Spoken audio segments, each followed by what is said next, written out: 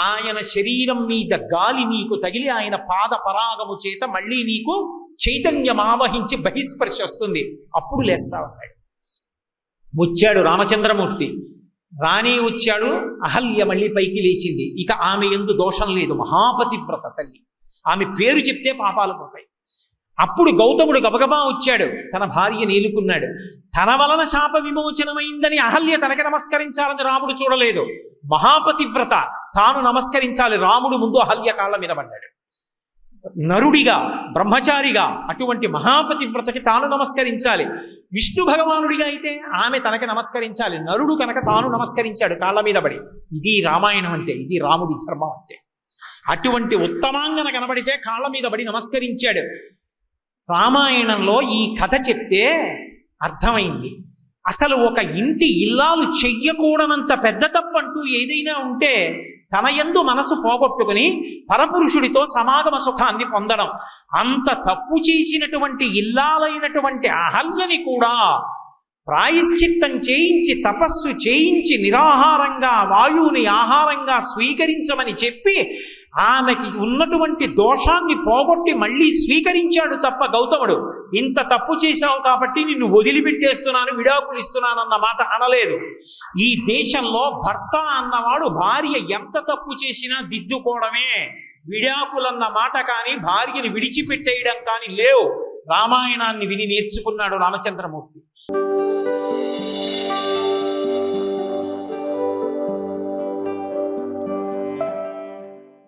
వేదమే ఈ లోకంలో శ్రీరామాయణ కావ్యంగా నడిచింది.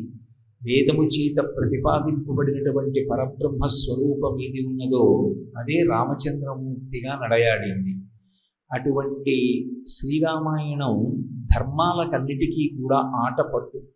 మనుష్య జీవితం తరించడానికి అత్యంత అవసరమైనది ఏది అంటే ధర్మం ఒక్కటే. అసలు ధర్మము అనేటటువంటి మాట వినా పాటించడానికి కానీ ధరించడానికి కానీ వేరొకటి లేదు. అటువంటి ధర్మాన్ని చెప్పగలిగినటువంటిది వేదం ఒక్కటే. ఎవరు పడితే వారు ధర్మము ఇది అని నిర్ణయం చేయడాన్ని అంగీకరించలేదు. ఎందుచేత అంటే నేను ధర్మ నిర్ణయం చేశాననుకోండి, నా బుద్ధికి ఉండేటటువంటి పక్షపాతాన్ని అనుసరించి నా ఇష్టాయిష్టాలను బట్టి ఇది ధర్మమని అది అధర్మమని నిర్ణయం చేస్తాను. కానీ అలా కాకుండా ఏ విధమైనటువంటి పక్షపాతములకు తావు లేకుండా అన్ని పక్షపాతములకు అతీతంగా చెప్పగలిగినటువంటి వాడు పరమేశ్వరుడు ఒక్కడే. ఆ పరమేశ్వరుని యొక్క ఊపిరికే వేదము అని పేరు. అంటే ఆయన పీల్చినటువంటి ఊపిరి వాక్కుగా వ్యయమైతే వేదముగా వచ్చింది. అందుకే భగవంతునికు వేదమునకు అభేదం. వేదమన్నా పరమేశ్వరుడన్నా యథార్థమునకు ఒక్కటే. ఆ వేదము మాత్రమే ప్రమాణముగా స్వీకరింపబడుతుంది. మనకి ధర్మ నిర్ణయం చేయడానికి 5 ప్రమాణాలు ఉంటాయి లోకంలో. అందులో మొట్టమొదటి ప్రమాణం ఏది అంటే శృతి. శృతి అంటే వేదం. రెండవ ప్రమాణము స్మృతి. స్మృతి వేదంలో చెప్పబడినటువంటి విషయాన్నే కొంతమంది ఋషులు కొన్ని విషయాల్ని తీసి సంకలనం చేస్తారు. ఏదో అత్రి మహర్షి సంకలనం చేస్తే దాన్ని అత్రి స్మృతి అంటాం. గౌతమ మహర్షి సంకలనం చేస్తే గౌతమ స్మృతి అంటాం. ఋషి వేదాంతర్గతమైనటువంటి విషయాన్ని తీసి సంకలనం చేసి అనుష్ఠాన పర్యంతంలోకి తెచ్చుకోవడానికి, మనం ఆచరించి తరించడానికి వీలుగా మనకి అందిస్తాడు. ఏ కర్మ ఎలా చెయ్యాలో, ఎప్పుడు ఎలా ప్రవర్తించాలో చెప్పగలిగినటువంటిది మొదటి ప్రమాణం వేదమైతే, ఆ వేదాంతర్గతమైనటువంటి విషయాన్ని సంకలనం చేసి ఋషి చేత అందింపబడినటువంటి స్మృతి రెండవ ప్రమాణం. మూడవది పురాణం. ప్రతిరోజు పురాణ ప్రవచనం ఎందుకు వింటారు, పురాణం ఎందుకు చదువుకుంటారంటే వేదంలో చెప్పబడినటువంటి విషయాన్ని పురాణం భౌతత్వంలో పెట్టి చూపిస్తుంది. అందుకే పురాణం ఏం చేస్తుంది అంటే కేవలము చరిత్ర కాదు. ఒక జీవుడు ఏ శరీరంతో వచ్చాడు, ఏ కర్మానుష్ఠానం చేశాడు, దాని వలన శరీర పతనమైన తరువాత మళ్ళీ ఆ జీవుడు ఏమయ్యాడు, ఏ శరీరంలోకి వెళ్ళాడు, ఎన్ని బాధలు పడ్డాడు, ఎంత సాధన చేశాడు, ఎక్కడెక్కడ ఉద్ధాన పతనములను పొందాడు, ఎక్కడెక్కడ వైక్లభ్యములకు గురి అయ్యాడు, తొక్కతొకకు తన బుద్ధిని ఎలా ఏకాగ్రం చేశాడు, కర్మానుష్ఠానాన్ని వేద విహితంగా ఎలా చెయ్యగలిగాడు, తత్కారణము చేత భగవంతుని యొక్క అనుగ్రహం వలన జ్ఞానమును ఎలా పొందాడు, ఆ జ్ఞానము కారణముగా మళ్ళీ పుట్టవలసిన అవసరం లేని మోక్షాన్ని ఎలా పొందగలిగాడన్న విషయాల్ని మనకి వేదం తెలియచేస్తారు. ఆ వేదంలో ఉన్న విషయాల్ని భూతత్వంలో పెట్టి పురాణం చెప్తుంది. అందుకే చరిత్ర అయితే ఒక వ్యక్తి శరీరం పడిపోయిన తర్వాత ఆగిపోతుంది. నేను మీతో ఒక ఉదాహరణ చెప్పాలంటే, పోతన గారు అనబడేటటువంటి ఒక మహాపురుషుడు ఈ పక్కనే బొమ్మెర గ్రామంలో ఉండేవారు. భాగవతం 12 స్కంధాలు ఆంధ్రీకరించి అందించినటువంటి మహాపురుషుడు, ఋషి. అటువంటి పోతన గారి శరీరం పడిపోయిన తరువాత ఏమైంది అంటే చరిత్రకి తెలియదు. పోతన గారు ఏ కాలంలో జీవించారు, పోతన గారి శరీరం ఎప్పుడు పడిపోయింది, పోతన గారు శరీరంతో ఉండగా ఏం చేశారు, ఈ విషయాలు మాత్రమే చరిత్ర చెప్పగలదు. అది పురాణమైతే పడిపోయిన శరీరాంతర్గతమైనటువంటి జీవుడు తదనంతర కాలమనందు ఏమయ్యాడు, పరమేశ్వరుని యందు ఎలా ఐక్యమయ్యాడు, ఆయన రచన చేసినటువంటి ఆ భాగవతం యొక్క వైశిష్ట్యం ఇటువంటిది, దాని చేత పరమేశ్వరానుగ్రహాన్ని ఎలా పొందగలిగారు, ఇటువంటి విషయాలన్నిటినీ కూడా మనకి అందించగలిగినటువంటిది పురాణం. అందుకే పురాణాన్ని ప్రవచనం చేస్తారు. ప్రవచనం అంటే ప్రకృష్ట వచనం, బాగా మనసులో నాటుకునేటట్టుగా, ధర్మమునందు అనురక్తి కలిగేటట్టుగా. ఆ ధర్మం ఒక్కదాన్ని పక్కన పెట్టేసి మిగిలినవి ఎన్ని సంపాదించినప్పటికీ కూడా దాని వలన ప్రయోజనం లేకుండా జీవుడు ఎన్ని కోట్ల జన్మలు మళ్ళీ పతనమైపోతాడో, ఎంత కష్టపడవలసి ఉంటుందో మనుష్య శరీరాన్ని పొందడానికి, మనసుకి బాగా నాటుకునేటట్టుగా పురాణంలో ఉన్న విషయాన్ని ఆధారం చేసుకుని ప్రవచనం చేసి తత్కారణము చేత మనుష్యుల యందు ధర్మమునందు అనురక్తి కల్పించడానికి ఉపయుక్తమైన రీతిలో చెప్పబడినటువంటి విషయముల యొక్క సమాహారమునకు ప్రవచనమని పేరు. కాబట్టి అటువంటి ప్రవచనం పురాణం మీద జరుగుతూ ఉంటుంది. శృతి, స్మృతి, పురాణము. మాకు వేదము తెలియదు, మాకు స్మృతి తెలియదు, మాకు పురాణము తెలియదు అన్న వాళ్ళకి ప్రమాణమేది అంటే శిష్టాచారము. ఆ ఊళ్ళో ఎవరో పెద్దలు ఉంటారు, వాళ్ళు శాస్త్రాన్ని చదువుకుని శాస్త్రానుసారంగా తమ జీవితాన్ని దిద్దుకుంటారు. అలా దిద్దుకున్నటువంటి మహాపురుషులు ఎవరు ఉంటారో అటువంటి వారు తమ జీవితంలో ఏ ఏ సందర్భములలో ఎలా ప్రవర్తిస్తారు, నిద్ర లేస్తే ఎలా లేస్తారు, స్నానం చేస్తే ఎలా చేస్తారు, వారు దేవతార్చన చేస్తే ఎలా చేస్తారు, పడుకుంటే ఎలా పడుకుంటారు, వస్త్రధారణ చేస్తే ఎలా చేస్తారు, ఇవన్నీ వేదంలో చెప్పబడినటువంటి ఆచారకాండనే పెద్దలైనటువంటి వారు పాటిస్తారు కనుక అటువంటి పెద్దల యొక్క ఆచారాన్ని గమనించి తాను కూడా అదే ఆచారాన్ని పాటించడం వేదాంతర్గతమైనటువంటి విషయాన్ని చదువుకుని పాటించడంతో సమానం. అందుకే వేదము, స్మృతి, పురాణము ఈ మూడు లేనప్పుడు ఏది మనకి ప్రమాణముగా నిలబడుతుంది అంటే శిష్టాచారం.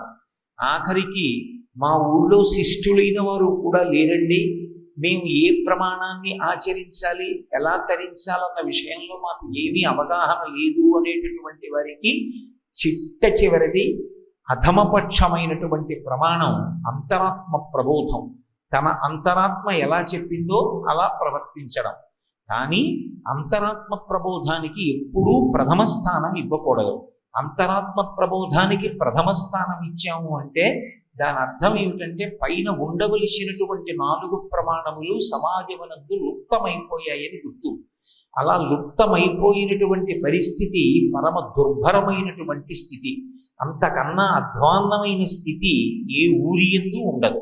కాబట్టి నా అంతరాత్మ ప్రబోధం ప్రకారం నేను ప్రవర్తిస్తాననేటటువంటి ప్రతిజ్ఞ ఎప్పుడూ ఆదరణీయము కాదు. ఏది ముందు ఉండాలి అంటే నేను వేదాన్ని ప్రమాణం చేసుకుని ప్రవర్తిస్తాను అని చెప్పాలి. అందుకే మనిషి ఎలా ప్రవర్తించాలి అన్నదానికి ఏది ప్రమాణము అంటే వేదం ఒక్కటే ప్రమాణము. అందుకే వేదమునకు శాస్త్రము అని పేరు. శాస్త్రము అంటే శంసనాత్ శాసనాత్ ఇది శాస్త్ర. అది రాజశాసనంలా కఠినంగా మాట్లాడుతుంది. సత్యం వద, ధర్మంచరా, నువ్వు సత్యమునే పలుకవలెను, ధర్మమునే ఆచరించవలెను. ఇక మళ్ళీ మినహాయింపేం ఉండదు. అలా రాజశాసనంలా మాట్లాడేది ఏది ఉందో దాన్ని వేదము అని పిలుస్తాం. ఆ వేదము మనకి పరమ ప్రమాణమై ఉంటుంది. అందుకే వేదములో ఉన్నటువంటి విషయము ఎప్పుడూ కూడా తరువాతి కాలంలో, ఒకనాడు చెప్పబడినది అలా ఉంది కానీ తరువాతి కాలంలో ఇలా మారిందేమో అన్న అనుమానం రాకుండా ఉండడం కోసం వేదం చదువుకునేటప్పుడు ముద్రింపబడినటువంటి పుస్తకాన్ని ఆధారం చేసుకుని వేదం చదువుకోరు. వేదం చదువుకోవడానికి ఏది ప్రమాణము అంటే, ఏది పద్ధతి అంటే, చెవిని ఆధారం చేసుకుని వేదం వింటారు. గురువుగారి పాదాల దగ్గర కూర్చుని స్వరయుక్తంగా గురువుగారు వేదమంత్రాన్ని ఎలా చెప్తారో అలా శిష్యుడు నేర్చుకుంటాడు తప్ప పుస్తకాలలో ఉన్నవి చదువుకుంటే ఒక చోట ఉండవలసినటువంటి పదంలో ఒక్క అక్షరం మారినా, స్వరం మారిపోయినా ఇక ఆ వేదమంత్రానికి అర్థం ఉండదు. అందుకే వేదము దేని మీద ఆధారపడుతుంది అంటే చెవి మీద ఆధారపడుతుంది.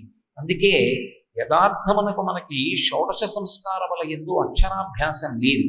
అక్షరాభ్యాసం చెయ్యడం అనేటటువంటిది యథార్థములకు వైదికమైనటువంటి సంస్కారం కాదు. ఎందుకంటే పలకలో అక్షరాలు దిద్దించడం అన్నది ఉండదు. ఉపనయన సంస్కారం అయిపోయిన తరువాత గురువు గారి దగ్గరికి చదువుకోవడానికి వెళ్ళిపోతాడు. అందులోనే అక్షరాభ్యాసం అంతర్లీనం అయిపోతుంది. గురువుగారు శిష్యుణ్ణి కూర్చోబెట్టుకుని పాఠాన్ని బోధ చేస్తాడు. గురువుగారు స్వరంతో మంత్రం ఎలా పలుకుతారో శిష్యుడు కూడా అలాగే ఆ మంత్రంతోటే ఆ స్వరాన్ని పలుకుతాడు. పలికినటువంటి కారణము చేత వేదమును ఎలా అధ్యయనం చెయ్యాలి, వేదమంత్రాన్ని ఎలా పలకాలి అన్న విషయంలో ఎప్పుడూ ఏ విధమైనటువంటి అవగాహన రాహిత్యానికి కానీ, ముందు ముందు కాలాలలో ఆ వేద మంత్రం మార్పు చెందడానికి కానీ ఇక అవకాశం ఉండదు. ప్రపంచం మొత్తం మీద ప్రమాణాన్ని అంత గొప్పగా కాపాడుకున్నటువంటి ధర్మం ఏదైనా ఉంటే లోకంలో సనాతన ధర్మం ఒక్కటే. అటువంటి వేదాన్ని ప్రమాణంగా స్వీకరింపబడినటువంటి మతం. అందుకే యథార్థంగా నేను మాట్లాడాలి అంటే దీనికి మతం అన్న మాట లేదు. మతము అంటే ఒక మనుష్యుని యొక్క మతి నుండి పుట్టినది అని. దీనికి ఎవరో ఆర్జుడు ఒక ఆయన ఉంటాడు. ఆయన దీనికి సిద్ధాంతీకరించిన వాడు. ఆయన దీనికి పాటించవలసిన నియమాలు ఇలా ఉంటాయని ఎవరో సంకలనం చేశాడు అని. కానీ దీనికి మతమన్న పేరు లేదు, సనాతన ధర్మము అంతే. సనాతనం అంటే ఎప్పటిది? ఎప్పుడు ప్రారంభమైంది ఈ ధర్మం అంటే ఈశ్వరుడు ఎప్పుడు ఉన్నాడని నువ్వు అంటావో అప్పుడే ఇది కూడా ప్రారంభమైంది. ఎందుకని? నేను ఎప్పుడు ఉన్నాననవలసి ఉంటుంది. సంస్కృతంలో ఒక మాట ఉంది, భవతి అంటారు. భవతి అంటే ఉన్నాడు. నేను ఉన్నాను అని ఎప్పుడు అంటారు? నేను ఊపిరి తీసినప్పుడు భవతి, వాడు ఉన్నాడు. నా ఊపిరి ఎంతకాలం ఉంటుందో నేను అంతకాలము ఉంటాను. భగవంతుని యొక్క ఊపిరి ఎప్పుడు ప్రారంభమైంది ఎవ్వరికీ తెలియదు. కాబట్టి భగవంతుడు ఎంతటి ప్రాచీనుడో, భగవంతుడు ఎంతటి సనాతనుడో, ఆయన ఊపిరి ఎంతటి సనాతనమో, ఈశ్వరుడు ఎంతటి శాశ్వతుడో, ఈశ్వరుడు ఎంత పరమసత్యమో, వేదమంత సనాతనము, వేదమంత పరమసత్యము. అందుకే దీనికి ఒక పేరు పెట్టవలసినటువంటి అవసరం ఇప్పుడు లేకపోయింది. మరి తరువాతి కాలంలో ఎందుకంటే దీన్నో పేరు పెట్టి పిలవవలసి వచ్చింది అంటే ఉన్నది ఒకటే ప్రమాణం కాబట్టి ఇంకొక పేరు పెట్టి పిలవవలసిన అవసరం దానికి లేకపోయింది. తరువాతి కాలంలో అనేకమైనటువంటి విశ్వాసములు వచ్చిన కారణం చేత దీనికి కూడా ఎప్పుడో ఎక్కడో ఎవరో హిందూ మతం అని పిలిచారు. కానీ యథార్థమునకు దీని పేరు హిందూ మతము కాదు, దీని పేరు సనాతన ధర్మము. ఈ ధర్మము అనబడేటటువంటి మాట కేవలము వైదికమైనటువంటి వాంగ్మయానికి మాత్రమే చెందినది. అందుకే మీరు జాగ్రత్తగా పరిశీలిస్తే ఆంగ్ల భాషలో ధర్మము అనేటటువంటి మాటకి తుల్యమైన మాట లేదు. రాముడు ధర్మమును పాటించెను, దీన్ని నేను ఆంగ్లంలోకి అనువదించండి అన్నాను అనుకోండి, రామ ఫాలోడ్ ధర్మ అనాలి. అంతేగాని ధర్మ అన్న మాటకి మళ్ళీ ఏమైనా ప్రత్యామ్నాయం ఉందా అంటే అసలు ఆంగ్ల భాషలో ధర్మ అన్న మాటకి తుల్యమైన మాటే లేదు. అంటే అసలు ఆయా భాషలు మాట్లాడే వాళ్ళకి ధర్మం అన్న మాటే తెలియకపోతే ఇక పాటించే ధర్మం గురించి ఏం తెలుస్తుంది? అసలు ధర్మము అన్న మాట ఎవరిది అంటే ఒక్క వేదములు ప్రమాణముగా చేసుకుని బ్రతుకుతున్నటువంటి సనాతన ధర్మమునకు మాత్రమే చెందినది. ఒక మనుష్యుని జీవితంలో అత్యంత అవసరమైనది, పాటించవలసినది, పాటించి తరించవలసినది ఏదైనా ఉంటే వేదం ఒక్కటే. ఆ వేదము తెలుసుకోవాలి. వేదము తెలియకపోతే స్మృతి తెలుసుకోవాలి. స్మృతి తెలియకపోతే పురాణం చదువుకోవాలి. పురాణం చదవకపోతే శిష్టాచారం తెలుసుకోవాలి. శిష్టాచారం తెలియకపోతే కనీసంలో కనీసం అంతరాత్మ ప్రబోధం. అంత పరమ పవిత్రమైనటువంటి వేదము ప్రమాణముగా మనము ధర్మములు పాటించవలసి ఉంటుంది. ఆ ధర్మము మీరు బాగా జ్ఞాపకం పెట్టుకోవలసి ఉంటుంది. ధర్మము ఎప్పుడూ కూడా 4 మీద ఆధారపడి ఉంటుంది. ధర్మము అన్ని కాలముల యందు ఒకే రకంగా ఉండదు. ధర్మము ప్రతి క్షణం మారుతుంది. దేన్ని ఆధారం చేసుకుని ధర్మం మారుతుంది అంటే దేశము, కాలము, వర్ణము, ఆశ్రమము, ఈ 4 బట్టి ధర్మం మారిపోతుంది. దేశము, నేను ఎక్కడ ఉన్నాను అన్నది ప్రధానం. నేను నా ఇంట్లో ఉన్నాను అనుకోండి, నేను చేసేటటువంటి పూజ యథాశాస్త్రంగా చేయవలసి ఉంటుంది. నేను నా ఊరు విడిచిపెట్టి పై ఊరు వచ్చాను అనుకోండి, నేను చేసేటటువంటి పూజలో 10వ వంతు పూజ కర్మగా చేస్తే చాలు, మిగిలింది మనసు పెడితే సరిపోతుంది. దేశమును బట్టి ధర్మం మారిపోతుంది. ఈ ప్రాంతంలో శివలింగానికి అభిషేకం చేసామనుకోండి, పైన ఉన్నటువంటి అంగీ విప్పేసి ఉత్తరీయం భుజాల మీద వేసుకుని అభిషేకం చెయ్యాలి. అదే ఏ ఉత్తర దేశంలోనూ అత్యంత చలికి ఆలవాలమైనటువంటి కేదార్నాథ్ లాంటి పట్టణాల్లో అభిషేకం చేస్తున్నారనుకోండి, పైన ఉన్నితో కూడినటువంటి కంబళి కట్టుకుని అభిషేకం చేసినా సరే తప్పు లేదు. ఎందుచేత అంటే శరీరాన్ని నిలబెట్టుకోవడం ప్రథమ ధర్మం. దేశాన్ని బట్టి ధర్మం మారుతుంది, కాలాన్ని బట్టి ధర్మం మారుతుంది. ఏకాదశి నాడు ఉపవాసం చెయ్యడం ధర్మం. ద్వాదశి నాడు ఎంత తొందరగా వీలైతే అంత తొందరగా ఉపవాస వ్రతాన్ని విరమణ చేసేయాలి. సూర్యోదయం ప్రమాణం.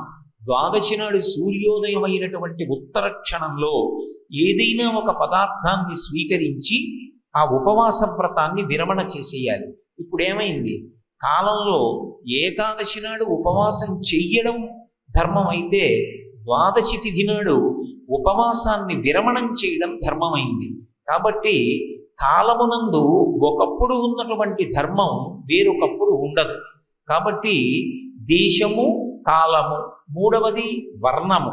వర్ణము మీద ధర్మం ఆధారపడి ఉంటుంది. మనకి చాతుర్వర్ణములు అని 4 వర్ణములు ఉన్నాయి. ఈ 4 వర్ణముల వారికి శాస్త్రము ధర్మములను నిర్దేశించింది. ఇందులో ఒకరు పట్టుకున్న ధర్మాన్ని ఇంకొకరు పట్టుకోలేదు కాబట్టి వాళ్ళు తరించరనేటటువంటి భావన ఎప్పుడూ ఉండకూడదు. వేదం ప్రమాణం. ఒక బ్రాహ్మణుడు ఉన్నాడు అనుకోండి, ఆయన 3 కాలముల యందు సంధ్యావందనం చెయ్యాలి, 3 కాలముల యందు గాయత్రి చెయ్యాలి. ఆయన చేసినంత నిష్ఠతో ఆయన చేసినటువంటి వైదికమైన జీవనం అన్ని వర్ణముల వారికి విధించలేదు. ఎందుకు విధించలేదు? అందరినీ అలాగే చేయమన్నారు అనుకోండి, వ్యాపారాలు ఎలా నడుస్తాయి? శ్రమ చేసేవాళ్ళు ఎలా చేస్తారు? కుదరదు. అందుకే బ్రహ్మచారికి ఏకాదశి నాడు ఉపవాసం లేదు. 80 సంవత్సరములు దాటిపోయినటువంటి వృద్ధుడికి ఏకాదశి నాడు ఉపవాసం లేదు. వేదం ఎప్పుడు మాట్లాడినా అందరి యొక్క అభ్యున్నతిని దృష్టిలో పెట్టుకుని మాట్లాడుతుంది. వేదం పరమేశ్వర ప్రోక్తం.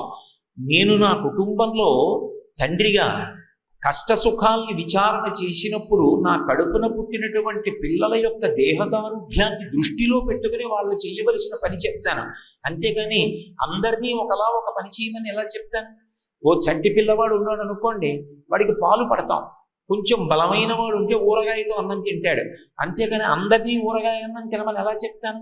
ఒక తండ్రిగా నేనే చెప్పినప్పుడు లోకములకు కన్న తండ్రి అయినటువంటి పరమేశ్వరుడు అందరూ ఒకలా ఉంటే తప్ప తరించరని ఎందుకంటాడు? అందుకే మహాభారతంలో ధర్మవ్యాధుడు ఈ విషయాన్నే బలపరుస్తాడు. ఎవరు నిర్వర్తించవలసినటువంటి పని ఏదని శాస్త్రము నిర్వచనం చేసిందో, వేదం చెప్పిందో వారు ఆ పని చేస్తే చాలు, వారందరూ కూడా ఈశ్వరుణ్ణి చేరుకుంటారు. అంతేకాని ఒకరిని చిన్నపుచ్చడం కానీ, ఒకరికి పెద్దపీట వేయడం కానీ వేదము యొక్క ఉద్దేశ్యం కానీ, ఈశ్వరుని యొక్క ఉద్దేశ్యం కానీ ఎప్పుడూ కాదు. కాబట్టి వర్ణము మీద ధర్మం ఆధారపడుతుంది, ఆశ్రమము మీద ధర్మం ఆధారపడుతుంది. మనకి 4 ఆశ్రమాలు ఉంటాయి: బ్రహ్మచారి, గృహస్థు, వానప్రస్థు, సన్యాసి అని. ఇందులో ధర్మము ఏ ఆశ్రమంలో నువ్వు ఉన్నావు అన్న దాన్ని బట్టి ఉంటుంది. బ్రహ్మచారికి ధర్మం వేరుగా ఉంటుంది. బ్రహ్మచారి భిక్షాన్నం తెచ్చుకుని గృహస్థు దగ్గర భోజనం చేస్తాడు. ఎప్పుడూ గురువుగారి దగ్గర కూర్చుని పాఠం నేర్చుకోవడమే. అందుకే విద్యార్థికి రాజకీయాలకి ఏ సంబంధము లేదు వేదం ప్రకారం. విద్యార్థి చెయ్యవలసిన పని ఏమిటి అంటే విద్యార్జన ఒక్కటి మాత్రమే. గురువు గారి దగ్గర కూర్చుని విద్య నేర్చుకోవాలి. అది ఎప్పటి వరకు పనికి రావాలి? తన ఊపిరి ఆగిపోయే వరకు బ్రహ్మచర్యాశ్రమంలో నేర్చుకున్న విద్య పనికి రావాలి. అంతేకాని విద్యార్థి దశలో విద్యార్థిగా విద్యా సముపార్జన చెయ్యవలసిన వాడు అది మాని ఏది చేసినా తప్పే. చెయ్యవలసినది బ్రహ్మచారిగా విద్యని సముపార్జనము చేయడము ఒక్కటే. బ్రహ్మచారికి సంబంధించినటువంటి ఆశ్రమ నియమాలు ఉంటాయి. అందుకే తాంబూల చర్వణం కూడా నిషేధం. తాంబూలం కూడా బ్రహ్మచారి వేసుకోకూడదు.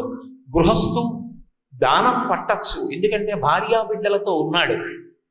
దానాన్ని స్వీకరించవచ్చు, ధనాన్ని దాచుకోవచ్చు, ధార్మికమైనటువంటి భోగాన్ని అనుభవించవచ్చు, భార్యతో కలిసి సహజీవనం చెయ్యవచ్చు, సంతానాన్ని కనచ్చు, వచ్చినటువంటి అతిథులను ఆదరించవచ్చు, తాను వైదికమై ధర్మముతో ముడిపడినటువంటి భోగాన్ని అనుభవించవచ్చు. సన్యాసి వేటితో సంబంధం లేదు.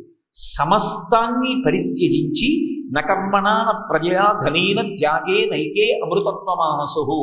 ఎక్కడ ఒక ప్రదేశంతో సంఘం కూడా లేకుండా నిరంతరము తాను సంచారం చేస్తూ 10 మందికి ధర్మాన్ని ప్రబోధం చేస్తూ తాను 5 ఇళ్ల ముందుకో 7 ఇళ్ల ముందుకో వెళ్ళి నిలబడి భవతి భిక్షాందేహి అన్నప్పుడు తన యొక్క దోసిట్లో పడినటువంటి పదార్థాన్ని ఆహారంగా స్వీకరించి, నాకు దగ్గొస్తే వైద్యుడిచ్చినటువంటి మందు చేదుగా ఉన్నా కూడా ఆ దగ్గు తగ్గడానికి ఎలా పుచ్చుకుంటానో, అలాగే తనకు కలిగినటువంటి ఆకలిని కూడా ఒక అనారోగ్యంగానే భావించి అది ఉపశమించడానికి ఆ రోజు తనకు ఏది దొరికిందో దాన్ని మాత్రమే స్వీకరించి నిస్సంగి ఎవరితోనూ ఏ సంబంధమో పెట్టుకోకుండా, డబ్బుతో ప్రమేయం పెట్టుకోకుండా, సన్యాసం తీసుకున్న ప్రతివాడు ఆశ్రమాలు కట్టేయకుండా నిరంతరం సంచారం చేస్తూ లోపల ప్రణవాన్ని ధ్యానం చేస్తూ నిస్సంగిగా తాను తరించడానికి మాత్రమే ప్రయత్నించాలి. ఎవరికి ఉండవలసినటువంటి ధర్మం వారికి ఉంది. బ్రహ్మచారి గృహస్థులా బ్రతకకూడదు, గృహస్థు వానప్రస్థులా బ్రతకకూడదు, వానప్రస్థు సన్యాసిలా బ్రతకూడదు. పుత్రం పౌత్రం సమాసాద్య వానప్రస్థాశ్రమే వశేత్ అంటాడు దేవి భాగవతంలో వ్యాసుడు. కొడుకు కడుపున కొడుకు పుట్టి మనవడు కూడా పుట్టిన తరువాత ఇక తనకి పరిపూర్ణమైన వైరాగ్యం వచ్చేస్తే భార్యని తీసుకుని నిర్జనమైనటువంటి ప్రదేశానికి వెళ్ళి అక్కడ కూర్చుని భగవంతుడి యందు మనసు త్రికరణ శుద్ధిగా ఉంచి ఆయన గురించే ఆలోచన చేస్తూ ఆత్మవిచారం చెయ్యాలి. ఇక శరీరం మీద భ్రాంతి కూడా పోతే అప్పుడు భార్యని తీసుకెళ్లి కొడుకుకి అప్పగించి అప్పుడు తాను సన్యాసాశ్రమాన్ని స్వీకరించాలి. ఎక్కడో శంకర భగవత్పాదుల వంటి మహాపురుషులు, కంచికామకోటి పీఠాధిపత్యం వహించినటువంటి చంద్రశేఖరేంద్ర సరస్వతి మహాస్వామి వంటి మహాపురుషులు, శృంగగిరి పీఠాన్ని అధివసించినటువంటి చంద్రశేఖర భారతి వంటి మహాపురుషులు పుట్టుకతోనే వైరాగ్య సంపన్నులు అవుతారు. అటువంటి వారు మినహాయింపు. వారు మాత్రం గృహస్థాశ్రమ స్వీకారం చెయ్యకుండానే సన్యాసాశ్రమ స్వీకారం చేస్తారు తప్ప అది అందరికీ సరిపడేటటువంటి నియమం కాదు. అందుకే ధర్మము ఈ 4 ఆశ్రయించి ఉంటుంది. ఎప్పుడూ మారిపోతూ ఉంటుంది ధర్మం. నేను ఎప్పుడు ఎక్కడ ఎవరి ముందు నిలబడి ఉన్నానన్న దాన్ని బట్టి నా ధర్మం ఉంటుంది. ఇప్పుడు నేను ఈ సభలోకి వచ్చి కాసేపు మౌనంగా ధ్యానం చేసుకుంటానంటే అనకూడదు. నేను ఇక్కడ రామాయణం గురించి మాట్లాడతానని మీరందరూ వచ్చారు కాబట్టి ఇప్పుడు నేను మాట్లాడడం ధర్మం. ఈ సభ అయిపోయిన తర్వాత నేను భగవంతుడి గురించి ధ్యానం చేసుకుంటున్నాను అనుకోండి, అప్పుడు నేను మాట్లాడకూడదు, మౌనంగా ఉండడం నా ధర్మం. తండ్రి ముందుకు వెళ్ళాను అనుకోండి, నాది పుత్రధర్మం, నేను కొడుకుగా ప్రవర్తించాలి. నా బిడ్డ ముందు నించున్నాను అనుకోండి, పితృధర్మం, నేను తండ్రిగా ప్రవర్తించాలి. నా భార్య ముందు నించున్నాను అనుకోండి, భర్తృధర్మం, ఒక భర్తగా ప్రవర్తించాలి. నేను ఒకరి ఇంటికి అతిథిగా వెళ్ళాను అనుకోండి, అతిథి ధర్మం, నేను అతిథిగా ప్రవర్తించాలి. నా ఇంటికి వేరొకరు ఆతిథ్యానికి స్వీకరించడానికి వచ్చారనుకోండి, అప్పుడు నాది గృహస్థు ధర్మం. ఒక గృహస్థుగా, యజమానిగా నేను పరమాదరంతో వారికి కావలసిన సదుపాయాల్ని చూడటంలో బుద్ధి నుంచి ప్రవర్తించాలి. ధర్మము నిరంతరము మారిపోతూ ఉంటుంది. ధర్మము ఎప్పుడూ ఒక్కలా ఉండదు. మారిపోతున్నటువంటి ధర్మాన్ని ఎవడు ఖచ్చితంగా పట్టుకుంటాడో, శాస్త్రంలో చెప్పిన రీతిలో ధర్మానుష్ఠానం చేస్తాడో, అలా కదలినటువంటి కదలికలన్నీ ఎక్కడికెడతాయంటే కదలికలు లేని స్థితికి వెడతాయి. ఆ కదలికలు లేకుండా ఇక తనలో తాను రమిస్తూ రెండో వస్తువు లేకుండా ఒకే వస్తువు ఉన్నదని, ఆ వస్తువు తక్క వేరొకటి లేదని, ఆ వస్తువు తనకన్నా భిన్నం కాదని, అదే అంతటా పరివ్యాప్తమైందని అనుభవంలోకి తెచ్చుకున్న నాడు దానిని అద్వితీయ స్థితి అంటారు. అంటే ఇక రెండవ వస్తువు లేదు, దానికి అద్వైతము అని పేరు. అద్వైతము వాక్కుల చేత ఆవిష్కరించేది కాదు, అద్వైతము అనుభూతి. తాను అనుభూతిని అనుభవిస్తాడు. అందుకే ఆత్మ సాక్షాత్కారం అన్న మాట ఉండదు. ఆత్మ సాక్షాత్కరించడానికి కొత్తగా ఎక్కడో ఉంటే ఇప్పుడు మీ దగ్గరికి వచ్చి సాక్షాత్కరిస్తుంది. ఆత్మ సాక్షాత్కరించదు, ఆత్మ అనుభవంలోకి వస్తుంది. అనుభవంలోకి రాకుండా అడ్డుపడినటువంటి మాయ తొలగిపోతుంది. ఆత్మ సాక్షాత్కారము ఉండదు, ఆత్మ సాక్షాత్కారమునకు వేడుకలు ఉండవు. ఎందుకు వేడుకలు ఉండవు అంటే, వేడుకలు ఉండని ఎగిరి గంతులేయడానికి అదేమీ సంతోషంతో కూడుకున్న విషయం కాదు. అది అనుభవంలోకి వచ్చిన నాడు కన్నుల వెంట నీరు కారిపోతూ తాను ఒక్కడుగా నిలబడిపోతాడు. అందుకే అది అద్వైతానుభూతి తప్ప ఆత్మ సాక్షాత్కారం అనకూడదు. అసలు ఆ మాట లేనే లేదు శాస్త్రంలో. కాబట్టి అటువంటి అద్వైతానుభూతిని అనుభవించగలిగినటువంటి స్థితికి వెళ్ళాలి అంటే దానికి ప్రాతిపదిక ఎక్కడ ఉంటుంది అంటే ధర్మమునందు ఉంటుంది. ఈ ధర్మం ఎవరి కొరకు? కేవలము మనుష్యుని కొరకు. మనుష్యునికి వినా ధర్మం అన్న మాట లోకంలో ఇక ఏ జీవికి కూడా అక్కర్లేదు. అందుకే వేదం ఎవరి కొరకు, శాస్త్రం ఎవరి కొరకు, పురాణం ఎవరి కొరకు, కావ్యం ఎవరి కొరకు అని అడిగారు అనుకోండి, బోధ ఎవరి కొరకు అంటే ఇవన్నీ కూడా కేవలము మనుష్యునికి ఒక్కనికి మాత్రమే చెందుతాయి. ఎందుకని? ఈ సృష్టిలో 84 లక్షల జీవరాశులు ఉన్నాయి. 84 లక్షల జీవరాశులు 4 విభాగములుగా ఉత్పత్తి అవుతాయని. జరాయుజములు, అండజములు, స్వేదజములు, ఉద్భుజములు. జరాయుజములంటే మావి చేత పుడతాయి. అండజములంటే గుడ్డు బద్దలగొట్టుకుని పైకొస్తాయి. స్వేదజములంటే చెమటలోంచి పుడతాయి, పేలు మొదలైనవి. ఉద్భుజములంటే భూమిని చీల్చుకుని పైకొస్తాయి, చెట్లు మొదలైనటువంటివి. 4 రకాలుగా ఉంటాయి ప్రాణులు. ఈ 4 రకాలైనటువంటి ప్రాణులు కూడా భూమికి అడ్డంగా పుట్టి అడ్డంగా పెరుగుతాయి.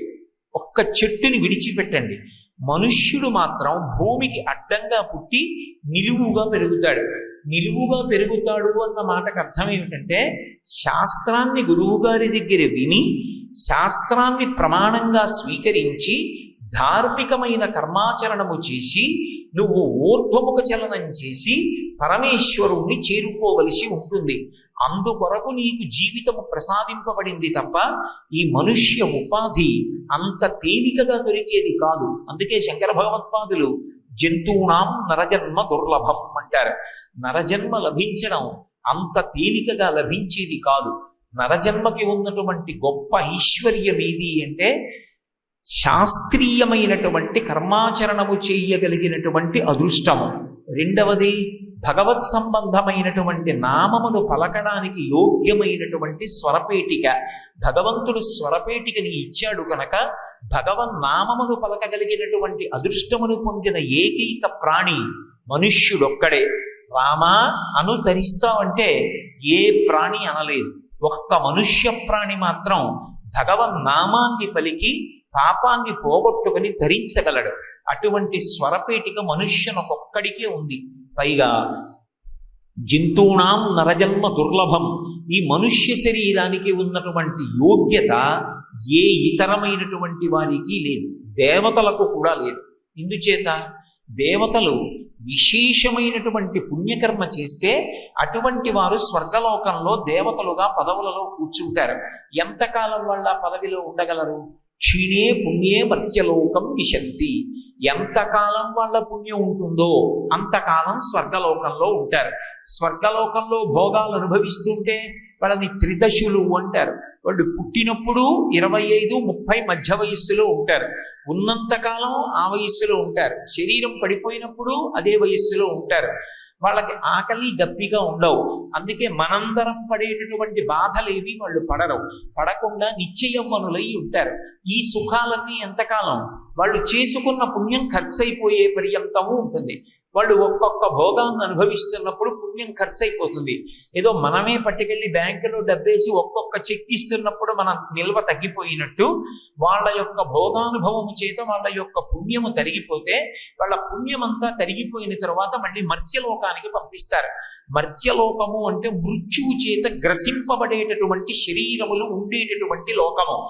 ఇదే మనం ఉండేటటువంటి లోకం. ఇక్కడ ఏ శరీరమైనా వచ్చింది అంటే ఆ శరీరము శాశ్వతముగా ఉండదు. ఒకనాడు ఏ కారణమైతేనేమి ఏదో ఒక కారణం నింద లేకుండా పొందిపోకూడదు. 1,000,000 మంది వైద్యులు కూడి వచ్చిన కారుని మరణమయ్యడి వ్యాధి మాంపలేరు. ఏదో ఒక కారణానికి శరీరం పడిపోతుంది. అలా పడిపోయేటటువంటి లక్షణమున్న లోకానికి మర్త్యలోకమని పిలుస్తారు. అటువంటి మర్త్యలోకంలోకి వచ్చి తమ పుణ్యరాశి అంతా వ్యయమైపోయిన తర్వాత దేవతలు కూడా పడిపోతారు. అందుకే దేవతలకు కొత్తగా పుణ్యం చేసే అధికారం లేదు. వాళ్ళు యజ్ఞం చెయ్యరు, వాళ్ళు యాగం చెయ్యరు కాదు, చెయ్యకూడదు. దేవతలకు అధికారం లేదు. వాళ్ళు చెయ్యగలిగినది ఏమైనా ఉంటే ఆత్మవిచారం ఒకటే చేస్తారు.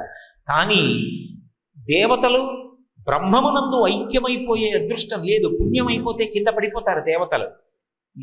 కానీ మనుష్యుడు మాత్రం అపారమైనటువంటి పుణ్యము చేసినటువంటి కారణం చేత ఇంద్ర పదవిలో కూర్చోగలడు, దేవతగా మారగలడు. అదే మనుష్యుడు నాకు పుణ్యము అక్కర్లేదు, పాపము అక్కర్లేదు, నేను కేవలం సత్కర్మలన్నీ చిత్తశుద్ధి కొరకు మాత్రమే చేస్తున్నాను అనేటటువంటి పూనికతో చిత్తశుద్ధి కొరకు పుణ్యకర్మాచరణము చేయడం చేత కలిగినటువంటి పాత్రత చేత భగవంతుని చేత అనుగ్రహింపబడినటువంటి జ్ఞానము కలిగినటువంటి హేతువు వలన ఇక మళ్ళీ పునర్జన్మ లేకుండా అదే చివరిసారి శరీరం పడిపోవడమై మళ్ళీ పుట్టవలసిన అవసరం లేని మోక్షాన్ని పొందుతాడు. అటువంటి మోక్షాన్ని పొందగలిగినటువంటి వాడు మనుష్యుడు ఒక్కడే. అపారమైన పుణ్యం చేసి దేవత కాగలిగిన వాడు మనుష్యుడు ఒక్కడే. అపారమైనటువంటి పాపం చేసుకుని మళ్ళీ మనుష్య జన్మ కొన్ని కోట్ల జన్మల వరకు రాకుండా తిరియక్కై భూమికి అడ్డంగా వెన్నుపా ఉండేటట్టుగా కొన్ని కోట్ల జన్మల కుక్కో నక్కో నల్లో పందో పిల్లో అయి పుట్టవలసినటువంటి అగత్యాన్ని పొందిన మనుష్యుడే. కాబట్టి ఏది పొందగలిగినా ఆ అదృష్టం ఒక్క మనుష్య ఉపాధికి ఉంది. మనుష్య ఉపాధి తరించాలి అంటే ఒక్కటే మార్గం, ధర్మాన్ని పట్టుకోవడమే. ప్రవర్తించకుండా ఏ కర్మ చెయ్యకుండా ఎవ్వరూ ఉండరు. నేను ఏ ఆశ్రమములకు చందనివాడిని అనడం ఎవరికీ కుదరదు. బ్రహ్మచారిగానో గృహస్థుగానో వానప్రస్థుగానో సన్యాసిగానో ఏదో ఒక ఆశ్రమంలో ఉంటాడు. కాలము ఏ ప్రాతకాలమో ఉదయమో మధ్యాహ్నమో సాయంత్రమో ప్రదోషమో రాత్రో ఏదో ఒక కాలంలో ఉంటాడు, ఏదో ఒక చోట ఉంటాడు. దేశకాలములు వర్ణాశ్రమములు నాలుగింటిలో ఎటువంటి కార్యాన్ని చెయ్యాలి, ఎటువంటి ప్రమాణాన్ని పాటించి కర్మ జరగాలి అనేటటువంటి దానికి వేదాన్ని ప్రమాణం తీసుకుని ఆయా ఆశ్రమములలో తాను ఏది చెయ్యాలో అది చేసినటువంటి వాడికి ఉన్నటువంటి కర్మబంధములు విడిపోతాయి. అది విశేషం. అందరూ కర్మ చేస్తున్న వాళ్లే, కానీ వేద విహితమైనటువంటి కర్మాచరణము ధార్మికమైనటువంటి కర్మ ఎవడు చేస్తుంటాడో వాడికి కర్మపాశములు తెగిపోతుంటాయి. ఎవడు వైదికమైనటువంటి కర్మ విడిచిపెట్టేస్తాడో, ఎవడు ధర్మము అన్న మాట విడిచిపెట్టేస్తాడో వాడికి కర్మపాశములు ఇంకా చుట్టుకుంటూ ఉంటాయి. తెగిపోవడానికి కారణం ఏది అంటే కేవలము ఒక్కటే, ధార్మికమైనటువంటి కర్మ చెయ్యడం చేత ఉన్నటువంటి కర్మపాశములన్నీ కూడా తెగిపోతాయి. అందుకే అలా ధర్మాన్ని పట్టుకోగలిగిన వాడు మనుష్యుడొక్కడే. అంత గొప్ప జన్మ మనుష్య జన్మ.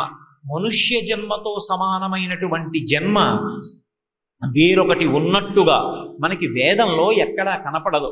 అంత ప్రశస్తమైనటువంటి జన్మ అయినటువంటి మనుష్య జన్మ ఒకానొక యుగంలో తీవ్రంగా అవమానింపబడింది. ఇంత గొప్ప మనుష్యుణ్ణి తృణీకరించి మాట్లాడారు. అటువంటప్పుడు మళ్ళీ మనుష్యుని యొక్క ప్రతిష్ట నిలబెట్టడానికి దశావతారాలలో ఒకటైనటువంటి శ్రీరామావతారం వచ్చింది. అందుకే రామావతారం మనుష్యునికి దగ్గరగా ఉన్నంతగా మీకు ఏ అవతారమూ కనపడదు. రామచంద్రమూర్తి యొక్క అవతారములో ఉన్న విశేషమేమి అంటే ఆయన సాక్షాత్ శ్రీ మహావిష్ణువైన శ్రీరామాయణంలో ఆయన ఎక్కడా నేను శ్రీ మహావిష్ణువుని అని చెప్పుకోలేదు, లేదా విష్ణువుగా ప్రవర్తించలేదు. కేవలము ఒక మనుష్యుడు ఎలా పుడతాడో అలాగే పుట్టాడు, మనుష్యుడు ఎలా పెరుగుతాడో అలాగే పెరిగాడు, మనుష్యుడు ఎలా ప్రవర్తించాలో అలాగే ప్రవర్తించాడు. వేదమును ప్రమాణం చేసుకొని ధర్మాన్ని అనుష్ఠానం చేస్తే మనుష్యుడన్నవాడు ఏ స్థాయికి వెళ్ళగలడో లోకానికి నిరూపణం చేశాడు. అందుకే శ్రీరామాయణాన్ని చదివేటప్పుడు రామచంద్రమూర్తి భగవంతుడు అని రామాయణం చదివితే దాని వలన వచ్చేటటువంటి ప్రయోజనము పరమస్వల్పం. రామాయణం చదివేటప్పుడు రాముడు మనుష్యుడు, కేవలము రాముడు మానవుడు మాత్రమే అని రామాయణాన్ని చదివితే అసలు ధర్మం అన్న మాటకి అర్థం ఏమిటో తెలుస్తుంది. వేదం అంతా నువ్వు చదువుకున్నావా చదువుకోలేదా దానితో సంబంధం లేదు, రామాయణాన్ని బాగా చదువుకుంటే చాలు. అందుకే రాముడు ఎదుర్కోనటువంటి పరిస్థితి, రాముడు చెయ్యని పని ఉండవు ఇంకా లోకంలో. రాముడు తండ్రిని ఎలా గౌరవించాలి ఆయన్ని చూసి నేర్చుకోవచ్చు, అన్నదమ్ములతో ఎలా ఉండాలి రామాయణం చదువుకో, భార్యతో ఎలా ప్రవర్తించాలి రామాయణం చదువుకో, గురువు గారి దగ్గర ఎలా ఉండాలి రామాయణం చదువుకో, ఒక పౌరుడిగా ఎలా బ్రతకాలి రామాయణం చదువుకో, ఒక పరిపాలనా దక్షుడివి కావాలంటే పరిపాలనాంశలో కూర్చోవాలంటే ఎలా ఉండాలి రాముణ్ణి చూసి నేర్చుకో. రాముడు వేదంలో చెప్పబడినటువంటి ధర్మాన్ని యథాతథంగా పాటిస్తాడు. శ్రీరామాయణంలో రామచంద్రమూర్తికి మాత్రమే దక్కినటువంటి గౌరవం ఒకటి ఉన్నది. బహుశః నాకు తెలిసి ఈ మాట అనడం పరమ సాహసం అని నాకు తెలుసు, అయినా నేను ఈ మాట వాడుతున్నాను. నాకు తెలిసి ఉన్నంత వరకు మనుష్య జాతి మొత్తం మీద ప్రాయశ్చిత్తం చేసుకోవలసిన అవసరం లేకుండా బ్రతికిన ఒకే ఒక్క మనుష్యుడు రాముడు మాత్రమే. ప్రాయశ్చిత్తం అన్న మాట ఎప్పుడు చేసుకుంటాం? వేదంలో ప్రాయశ్చిత్తం ఉంది. ఎప్పుడు చేసుకోవాలి ప్రాయశ్చిత్తం? చెయ్యవలసిన ధర్మాన్ని చెయ్యకుండా లోపం జరిగితే అప్పుడు ప్రాయశ్చిత్తం చేసుకోవాలి. సంధ్యావందనం వేళకి చెయ్యాలి సూర్యోదయాత్ పూర్వం. ఏ కారణం చేతనో సూర్యోదయాత్ పూర్వం సంధ్యావందనం చెయ్యలేదు, అర్ఘ్యం విడిచిపెట్టలేదు, అప్పుడు ప్రాయశ్చిత్తార్ఘ్యపూర్వక సంధ్యావందనం కరిష్యే అనాలి. శ్రీరామాయణం 24,000 శ్లోకాలలో రాముడు అంతఃపురంలో ఉండనివ్వండి, అరణ్య మధ్యంలో ఉండనివ్వండి, ఎక్కడ ఉన్నా రాముడు ప్రాయశ్చిత్త కర్మ చేసుకున్నాడన్న మాట వాల్మీకి మహర్షి ఉపయోగించలేదు. అంటే అసలు రామాయణంలో రాముడిగా శరీరంలో ఉన్న 11,000 సంవత్సరములలో 11,000 సంవత్సరముల పరిపాలనలో కానీ దానికి ముందు కానీ రాముడు ఎన్నడూ కూడా ప్రాయశ్చిత్తం చేసుకోలేదు. అంటే అసలు రాముడు ధర్మాన్ని తప్పలేదు. మిగిలిన వారు ఎంత గొప్పవారైనా ఎక్కడో అక్కడ ఎప్పుడో అప్పుడు ధర్మాన్ని కించిత్తైనా తప్పారు. తప్పిన కారణం చేత దాన్ని తపస్సుతోనైనా పోగొట్టుకున్నారు, ప్రాయశ్చిత్త కర్మల చేతనైనా పోగొట్టుకున్నారు. అసలు ప్రాయశ్చిత్త కర్మ చేసుకోవలసిన అవసరం లేకుండా కేవలము ధర్మాన్ని మాత్రమే ఆఖరి ఊపిరి వరకు పాటించినటువంటి ఏకైక మహాపురుషుడు రాముడు. అందుకే ధర్మాన్ని పాటించగలిగినటువంటి వాడు యుగాలు మారిపోయినా దైవంగా నిలబడతాడని రాముడు నిరూపణం చేశాడు. త్రేతాయుగం అయిపోయింది, ద్వాపర యుగం అయిపోయింది, కలియుగం వచ్చేసింది, అయినా వాడలా రామాలయాలే. రామనామాన్ని మించినటువంటి నామం ఇక లోకంలో లేదు. అందుకే గోపరాజు గారంతటి వాడు కూడా ఆ రామనామం నాలుక మీద నర్తించాలని కోరుకుంటూ హరునకు విభీషణులకు అద్రిజకున్ తిరుమంత్రరాజమై కరికి నహల్యకున్ ద్రుపద కన్యకు నర్తి హరించు చుట్టమై బరగిన ఎట్టి నీ పతితపావన నామమునాదు జిహ్వపై నిరంతరము నటింపచేయుమి కదా శరధి కరుణాపయోనిధి అని పిలుస్తాడు. మహానుభావుడు మనుష్యుడై పుట్టి మనుష్యుడిలాగే జీవించి మనకి వేదం ఎలా బ్రతకమని చెప్పిందో అలా బ్రతకడం ఎలాగో నేర్పి, అలా నేర్పిన వాడు ఎంత గొప్పవాడు కాగలడో నిరూపణం చేసి చూపించినటువంటి అవతారం రామావతారం. అందుకే 10 అవతారాలు ఉన్నా, అందులో కల్కి అవతారం ఇంకా రాకపోయినా, 9 అవతారాలు వచ్చినా, 9 అవతారాలలోనూ కూడా రామావతారం మనుష్యునకు దగ్గరైనంతగా ఏ ఇతర అవతారము దగ్గర కాలేదు. కారణం ఏమంటే, మీరు ఎప్పుడు ఎక్కడ ఏ కర్మ చెయ్యండి, అది ఎలా చెయ్యాలి అంటే రామాయణం చదువుకుంటే చాలు. తండ్రికి తద్దినం ఎలా పెట్టాలి, శ్రీరామాయణం చేసి రాముడు ఎలా పెట్టాడో చదువుకుంటే చాలు. ఓ ఇల్లు కట్టుకున్నారు, గృహప్రవేశం చెయ్యాలి, గృహప్రవేశం చేసే ముందు ఏం చెయ్యాలి, రామాయణంలో రాముడు పర్ణశాల కట్టుకుని ఏం చేశాడో చదివితే చాలు. రామాయణంలో రాముడు ఏం చేశాడో అదే ధర్మం, రామాయణంలో రాముడు ఏది చెప్పాడో అదే ధర్మం. అయితే మీరు నన్ను ప్రశ్న అడగచ్చు, ఏమంటే ఇందాక మీరే కదా అన్నారు ఎవరు చెప్పినా ధర్మం కాదు, వేదం చెప్తేనే ధర్మం అన్నారు కదా, మరి ఇప్పుడు రాముడు చెప్పింది ధర్మం అని ఎలా తీర్పు చెప్పారు అని నన్ను అడగచ్చు. ఇక్కడ మీరు ఒక సూక్ష్మాన్ని పరిశీలించవలసి ఉంటుంది. రాముడు ఎప్పుడు మాట్లాడినా ఇది నా స్వంత అభిప్రాయం అని ఎప్పుడూ మాట్లాడదు. ఈ పని ఎలా చెయ్యాలి అని చర్చ జరిగిందనుకోండి, నేను ఇలా చెప్తున్నాను మీరు ఇలా చెయ్యండి, నేను చెప్తున్నాను కాబట్టి ప్రమాణం అని రాముడు అనడం. రాముడు ఎప్పుడూ ఏం చెప్తాడంటే అందరి మాటలు వింటాడు. విని తుట్టతుదన ఏమంటాడంటే, శాస్త్రం ఇలా చెప్పింది కాబట్టి, పెద్దలు ఇలా చెప్పారు కాబట్టి ఇది ప్రమాణం అంటాడు. అంటే రాముడి నోటి వెంట వచ్చినది ఏది, వేదం వచ్చింది. రాముడు పరిపాలన చేశాడు అనుకోండి, రాముడికి పరిపాలించడానికి ప్రమాణం ఏది, వేదం. అందుకే రామరాజ్యం అంటాం. రామరాజ్యం అంటే అంత సుభిక్షంగా ఎందుకుంది, శాస్త్రాన్ని ప్రమాణం చేసుకొని పరిపాలించాడు కాబట్టి. రామరాజ్యం రాముడు పరిపాలిస్తేనే ఉంటుంది అన్నారు అనుకోండి, ఇక రామరాజ్యం ఎప్పటికీ రాదు. రామరాజ్యం వస్తుంది ఎప్పుడు, పరిపాలించేటటువంటి వాళ్ళు వేదాన్ని ప్రమాణంగా తీసుకుని పరిపాలన చేస్తే అది రామరాజ్యమే అవుతుంది. కాబట్టి అందుకే రామాయణంలో రాముడు ఎప్పుడు ఎక్కడ మాట్లాడినా అది కేవలము ధర్మమే. రాముడు అడుగు తీసి అడుగు వేస్తే ధర్మమే. సత్యధర్మములు రెండు పాదములుగా చేసుకుని ప్రవర్తిస్తాడు. రామునిలో ఉన్న గొప్పతనం ఏమిటంటే, రాముడు దేని చేత సంతసిస్తాడు, రాముడికి సంతోషం దేని వలన. మీరు జాగ్రత్తగా రామాయణాన్ని పరిశీలిస్తే రామాయణంలో రాముడికి సంతోషం కానీ రాముడికి సంతృప్తి కానీ ఇది ఉన్నదని కాదు, ఇది లేదని కాదు, నేనిప్పుడు ఇక్కడ ఉన్నానని కాదు, అక్కడ లేనని కాదు. రాముడి సంతోషమంతా ధర్మాచరణము వలన. నేను ఇప్పుడు చెయ్యవలసిన పని ఇప్పుడు చేశానా, ఎలా శాస్త్రం చెప్పిందో అలా నేను ప్రవర్తిస్తున్నానా, అదొక్కటే రాముడికి గీటురై. నేను అలా ప్రవర్తిస్తున్నాను, సంతోషం. రాముడు విచారించవలసిన క్షణం నిజానికి రాముడి జీవితంలో ఒక్కటి కూడా లేదు. ఎందుకని, ఎప్పుడూ రాముడు ధర్మాన్ని విడిచిపెట్టి ప్రవర్తించలేదు కనుక. ఒకటి, రాముడు ధర్మం ప్రకారం చేయలేదనుకోండి, నా వలన పొరపాటు జరిగింది, నేను ధార్మికంగా ప్రవర్తించలేదని ఏడవాలి. కానీ రాముడు అలా ఏడవలసిన అవసరం కలగలేదు. అంటే రాముడి ఊపిరి ధర్మం, రాముడే ధర్మం. అందుకే మారీచుడు రామో విగ్రహవాన్ ధర్మ అంటాడు. రాశీభూతమైనటువంటి ధర్మమే రామచంద్ర ప్రభు. అటువంటి రాముడు త్రేతాయుగంలో శ్రీ మహావిష్ణువు అవతార స్వీకారం చేసి ఆయనగా రావడానికి ప్రబలమైనటువంటి కారణం ఒకటి ఉన్నది. రావణాసురుడు లోకాల్ని బాధపెడితే పెట్టాడు, కానీ ఆయన చేసినటువంటి మహోపకారం మాత్రం పరోక్షంగా ఒక్కటి మిగిలిపోయింది. ఆయన చేసినటువంటిది ఏది అంటే, తపస్సు చేసి చతుర్ముఖ బ్రహ్మగారు ప్రత్యక్షమైనప్పుడు యక్ష గంధర్వ కిన్నెర కింపురుషాదులు దేవతల చేత తనకి మరణం లేకుండా ఉండాలని కోరుకున్నాడు. అలా కోరుకుని వదిలిపెట్టేసి ఉంటే ఏ ఇబ్బంది లేకుండా ఉండదు. కానీ బ్రహ్మగారితో ఒక మాట అన్నాడు, తృణభూతాహితే మన్యే ప్రాణినో మానుషాదయ అన్నాడు. మనుష్యుల నుండి నాకు మరణం ఉండకూడదన్న వరాన్ని నేను అడగనన్నాడు. ఎందుకు అని బ్రహ్మగారు అడగలేదు, తానే జవాబు చెప్పాడు. తృణభూతాహితామన్యే, నేను ఆ మనుష్యులను తృణం గడ్డిపరక కింద చూస్తాను.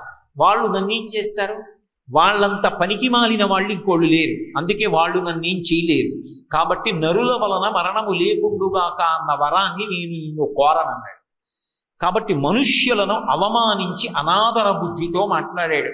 అందుకే రామాయణం బాలకాండలో దశరథ మహారాజు గారు పుత్రకామేష్టి చేస్తున్న సందర్భంలో చతుర్ముఖ బ్రహ్మగారు వచ్చినప్పుడు దేవతలందరూ కూర్చుని ఉంటే బ్రహ్మగారితో మాట్లాడుతూ దేవతలందరూ అడిగినప్పుడు నువ్వు ఇన్ని వరాలు ఇచ్చావు, అపారమైన బలసంపన్నుడైపోయాడు రావణాసురుడు, ఇప్పుడు ఆయన చేస్తున్న అపరాధం ఏమిటో తెలుసా? సృష్టి నువ్వు చేశావు, సృష్టి నువ్వు చేసినప్పుడు నియమాలు ఏర్పాటు చేశావు. ఒక నది ఎలా ప్రవహించాలో నిర్ణయం చేశావు, ఒక సముద్రం చెయ్యిలి కట్టు పెట్టి అది దాటకూడదు అని నిర్ణయం చేశావు, ఒక పక్షి ఆకాశంలోనే ఎగరాలి అని నిర్ణయం చేశావు, ఒక చేప నీటిలో వెళ్ళాలి అని నిర్ణయం చేశావు, గాలి వీచాలి అని నిర్ణయం చేశావు, సముద్రం తరంగములతో ఉండాలి అని నిర్ణయం చేశావు, సూర్యుడు ఋతువుని బట్టి ఆయన యొక్క తేజస్సు మారుతుంది అని నిర్ణయం చేశావు. కానీ ఇప్పుడు నీవు చేసినటువంటి సృష్టికి నువ్వు విధించిన నియమాలని తిరగరాస్తున్నాడు రావణాసుడు. ఇది రావణుడు చేసిన తప్పిదం. ఇది చెప్పారు వాళ్ళు బ్రహ్మగారితో.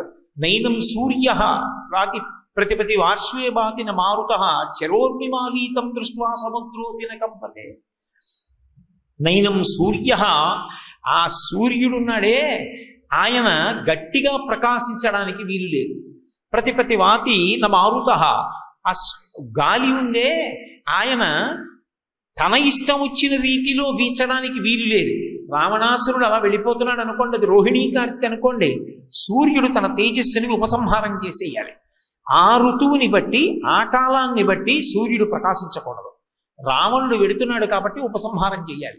గాలి గట్టిగా వీస్తోందనుకోండి, రావణుడి ఉత్తరీయం ఎగిరిందనుకోండి, కోపంగా చూస్తాడు. గాలి అంతే, మందంగా వీచాలి, గట్టిగా వీచకూడదు. ఆయనకి గాలి అంత సుఖంగా అనిపించలేదనుకోండి, ఆయనకి సుఖం కలిగేటట్టుగా గాలి వేయాలి. సముద్రోపిన కంపతే, ఆయన అలా వెళ్ళిపోతున్నాడు అనుకోండి, సముద్రంలో తరంగాలు రావు. ఎందుకనంటే ఏమో పంచకట్టుకుని అలా వెళ్ళిపోతున్నాడు, గబుక్కుని తరంగం వచ్చి ఆయన కాళ్ళకి తగిలితే పాదాలు తడిసైన ఆయన కోపం రావచ్చు. లేకపోతే ఏమిటి కెరటాల హోరు, నా పక్కన మాట్లాడుతున్న వాళ్ళ మాట వినపడలేదు అని కోపం రావచ్చు. అందుకని ఆయన నడుస్తూ ఉంటే సముద్రంలో తరంగం రాకూడదు, ఆయన వెడుతూ ఉంటే సూర్యుడు ప్రకాశించకూడదు, ఆయన వెడుతూ ఉంటే ఆయనకి అనుకూలంగా అనిపిస్తే తప్ప గాలి ఇంకొకలా వీచడానికి వీలు లేదు. ఇప్పుడు నీ సృష్టి యందు ఉన్న నియమములు ఏ ఉన్నాయో వాటిని నీ గురించి తీసిన తపస్సు వలన నువ్విచ్చిన వరముల యొక్క శక్తితోటే అధిగమించాడు. అధిగమించి నీ సృష్టిని తనకి అనుకూలంగా మార్చుకుంటున్నాడు. దిక్పాలకుర్ని పంచభూతములను శాసనం చేస్తున్నాడు, అప్సరోగణాల్ని కూడా ఏడిపిస్తున్నాడు. ఎక్కడో తపస్సు చేసుకుని బ్రహ్మమునందు మనసు పెట్టి సాత్వికమైన మనస్సుతో భక్తితో జీవనం చేస్తున్న వాళ్ళ కుట్టుకులు ఉత్తరిస్తున్నాడు. వేదము ప్రమాణము కాదు అన్నట్లుగా ప్రవర్తిస్తున్నాడు, తాను వేదం చదువుకున్నా కూడా. మరి ఇటువంటి వాడి యొక్క మృత్యువునకు కారణం ఏదైనా ఉందా, అసలు చచ్చిపోయే అవకాశం ఉందా అని అడిగారు. అడిగితే బ్రహ్మగారు ఆలోచించి అన్నాడు, అనేక వరములు అడిగాడు, ఫలానా వారి వలన నాకు మృత్యు ఉండకూడదని అడిగాడు తప్ప ఆయన మాత్రం నాకు మనుష్యుల వలన మృత్యు ఉండకూడదన్న మాట అనలేదు. ఎందుకు అనలేదో తెలుసా? మరిచిపోయి కాదు, మనుష్యుల యందు అనాదర బుద్ధి చేత అన్నాడు. అనాదర బుద్ధి అంటే వాళ్ళెంత తృణం, వాళ్ళు నన్ను ఏం చేస్తారు, వాళ్ళ గురించి మళ్ళీ వరం కూడా ఏమిటి, వాళ్ళకక్కర్లేదు అన్నాడు. దేవతలు అంత అనాదర బుద్ధితో ప్రవర్తించాడా అని శ్రీ మహావిష్ణువుతో అదే మాట మాట్లాడారు. పోనీ రావణాసురుడు మాట్లాడాడు, వరం ఇచ్చారు కాబట్టి బ్రహ్మగారి విషయం చెప్పారని ఊరుకుందామా? ఆశ్చర్యం ఏమిటంటే రామచంద్రమూర్తి అవతార స్వీకారం జరిగిపోయిన తరువాత ఆయన తాటకా సంహారం చేసేసి మారీచుడిని మానవాస్త్రంతో కొట్టి ఆ సుబాహుని వధించిన తరువాత, ఆ యజ్ఞ సంరక్షణ చేసిన తరువాత విశ్వామిత్రుడి దగ్గరికి వచ్చి మిథిలా నగరానికి బయలుదేరి వెళ్లే ముందు విశ్వామిత్రుడి దగ్గర ఉన్నటువంటి మహర్షులు రాముడితో మాట్లాడుతూ, రామ, విశ్వామిత్రుడు మిథిలా నగరం చూడటానికి బయలుదేరుతున్నాడు, అక్కడ యజ్ఞం జరుగుతోంది, ఆ యజ్ఞం చూడడానికి వెడుతున్నాడు. మిథిలా నగరాన్ని జనక చక్రవర్తి పరిపాలన చేస్తున్నాడు. ఆయన దగ్గర ఒక అపూర్వమైనటువంటి వస్తువు ఉంది, అది శివధనస్సు. అపారమైనటువంటి కాంతితో ఉంటుంది. అటువంటి శివధనస్సుని ఎక్కుపెట్టడానికి దేవతలు కూడా ప్రయత్నించి విఫలురయ్యారు. నకథంచన మానుషాహ అన్నారు. అసలు మనుష్యుల గురించి చెప్పవలసిన పని ఉందయా అన్నారంటే, మనుష్యులు ఎక్కుపెట్టలేకపోయారు అని వాళ్ళు అనలేదు, దేవతలు ఎక్కుపెట్టలేకపోయారు, మనుషుల గురించి చెప్పేది ఉంది అన్నారు. వాళ్ళు మనుష్యులే. విచిత్రం ఏమిటంటే సాటి మనుష్యుడు కూడా మనుష్యుణ్ణి అంత ఈసడించాడు. పోని మహర్షులు ఒకళ్ళే ఎలా మాట్లాడారనుకుందామా? జనక మహారాజు గారు శివధనస్సుని తీసుకొచ్చి సభలో పెట్టి రాముడికి శివధనస్సు చూపించి, విశ్వామిత్రుడికి శివధనస్సు చూపించి, ఈ ధనస్సు ఎక్కుపెట్టిన వారికి నా పిల్లనిస్తాను అని రాముడు ఎక్కువ పెడతాడేమో అన్నట్టుగా రాముడి వంక చూసి ఎక్కువ పెడదాం అనుకుంటున్నావా? పగతిర్మానుషానంచ ధనుషాస్య ప్రపౌరణే ఆరోపణే సమాయోగే వేపనే తొలనేపివా అన్నాడు. ఏమిటి పగతిర్మానుషానంచ? ఆ మనుష్యుడివి, నువ్వెక్కడ ఎక్కువ పెడతావు? ఏ మాటలా దిప్పి పుడిచాడు. ఆరోపణే సమాయోగే వేపనే తొలనేపివా? ఏం మాటలు అనుకుంటున్నావా? దేవతలు ఎక్కువ పెట్టలేదు దీన్ని. శివధనస్సు చూడడం, శివధనస్సుని పైకెత్తడం, శివధనస్సు పైకెత్తి పట్టుకోవడం, ఆ వింటి నారిని కింద కట్టడం, ఆ వింటి నారిని పట్టుకున్న ఆ శివధనస్సుని వంచడం, ఇవన్నీ సాధారణమైన విషయాలా? ఇవన్నీ తేలికగా జరిగే విషయాలా? ఎలా జరుగుతాయి? ఆరోపణే సమాయోగే వేపనే తొలనేపివా? ఇవన్నీ జరిగే పనులు కావు. మనుష్యుడు ఎక్కడ చేస్తాడయా అన్నాడు. అంటే జనక మహారాజు గారంతటి వాడు మనుష్యుని పట్ల అంత అనాదర బుద్ధితో ప్రవర్తించాడు.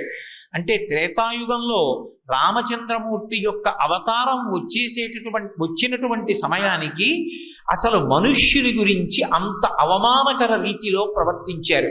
దశరథ మహారాజు గారు తనకి బిడ్డలు కలగలేదని, బిడ్డలు కలగడానికి అడ్డు వచ్చినటువంటి పాపాన్ని తొలగించుకోవడానికి అశ్వమేధయాగం చేసి ఇష్టింతేహం కరిష్యామి పుత్రియాం పుత్రకారణాత్ అధర్వ శిరసి ప్రోక్తై మంత్రై సిద్ధాం విధానత అంటాడు ఋష్యశృంగుడు. అధర్వ శిరసి అనబడేటటువంటి వేదంలో చెప్పబడినటువంటి మంత్రములను అనుసంధానం చేసి నేను నీ చేత ఒక ఇష్టి చేయిస్తాను, ఆ ఇష్టి చేత తృప్తి పొందినటువంటి భగవంతుని యొక్క అనుగ్రహము చేత నీకు పుత్ర సంతానం కలుగుతుంది అని ఇష్టి చేయించడానికి ప్రారంభం చేశాడు. ఆ ఇష్టి యందు స్వాహాకారంతో దేవతలందరికీ కూడా హవిస్సులు ఇస్తారు. ఆ దేవతలందరికీ హవిస్సు ఇవ్వడానికి దశరథ మహారాజు గారు సిద్ధపడుతూ ఉండగా ఆ హవిస్సు అందుకోవడానికి ఆ సభలోకి వచ్చి దేవతలందరూ కూర్చున్నారు. చతుర్ముఖ బ్రహ్మగారు వచ్చారు. ఆయన సృష్టికర్త, అందరికీ పెద్దవాడు, సృష్టి మొదట ఉన్నవాడు. అందుకని పెద్దవాడు కనుక ఆయనకు గౌరవం ఉంటుంది. అందరూ లేచి నిలబడ్డారు. నిలబడి ఆయనకి తెలియని విషయం ఉండదు కనుక రావణునికి సంబంధించినటువంటి వివరములు తెలిసిన్నవాడు ఆయనే కాబట్టి, వరములిచ్చినవాడు ఆయనే కాబట్టి, రావణుని యొక్క మృతి ఏ కారణము చేత జరుగుతుందో తెలుసుకుంటే తప్ప లోకముల యొక్క బాధ ఉపశమించేటటువంటి మార్గము తెలియదని వారందరూ ఎలుగెత్తి ప్రార్థన చేసి బ్రహ్మగారిని అడిగారు తమ కష్టములను చెప్పుకొని. ఆయన అన్నాడు, మనుష్యుడి చేత అయితే సాధ్యమే. ఎందుకంటే అనాదర బుద్ధితో మనుష్యుని పేరు ఎత్తలేదు కదా, మనుష్యుడిని ఈసడించాడు కాబట్టి మనుష్యుడైతే చంపగలడు. కానీ కేవలము మనుష్యుడైన వాడు రావణాసురుణ్ణి సంహరించడం అంత తేలిక? అపారమైనటువంటి తపశ్శక్తి సంపన్నుడు. ఆయన కూడా విశ్రవసో బ్రహ్మ యొక్క కుమారుడు, ఏ సామాన్యుడు కాడు. కాంచలలంకాధిపతి, కొన్ని కోట్ల రాక్షస సైన్యానికి అధిపతి. అటువంటి వాణ్ణి సంహరించాలంటే కేవలము మనుష్యత్వము సరిపోదు. ఆ మనుష్యత్వమునకు తేజస్సు ఎక్కడి నుంచి రావాలి అంటే ధర్మాచరణము చేత రావాలి.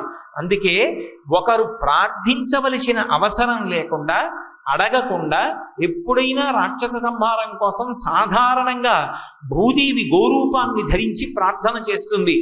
గోవు అంబారామం చేస్తే వెంటనే పలుకుతారు విష్ణువు. గోరూపాన్ని ధరించి ప్రార్థిస్తుంది.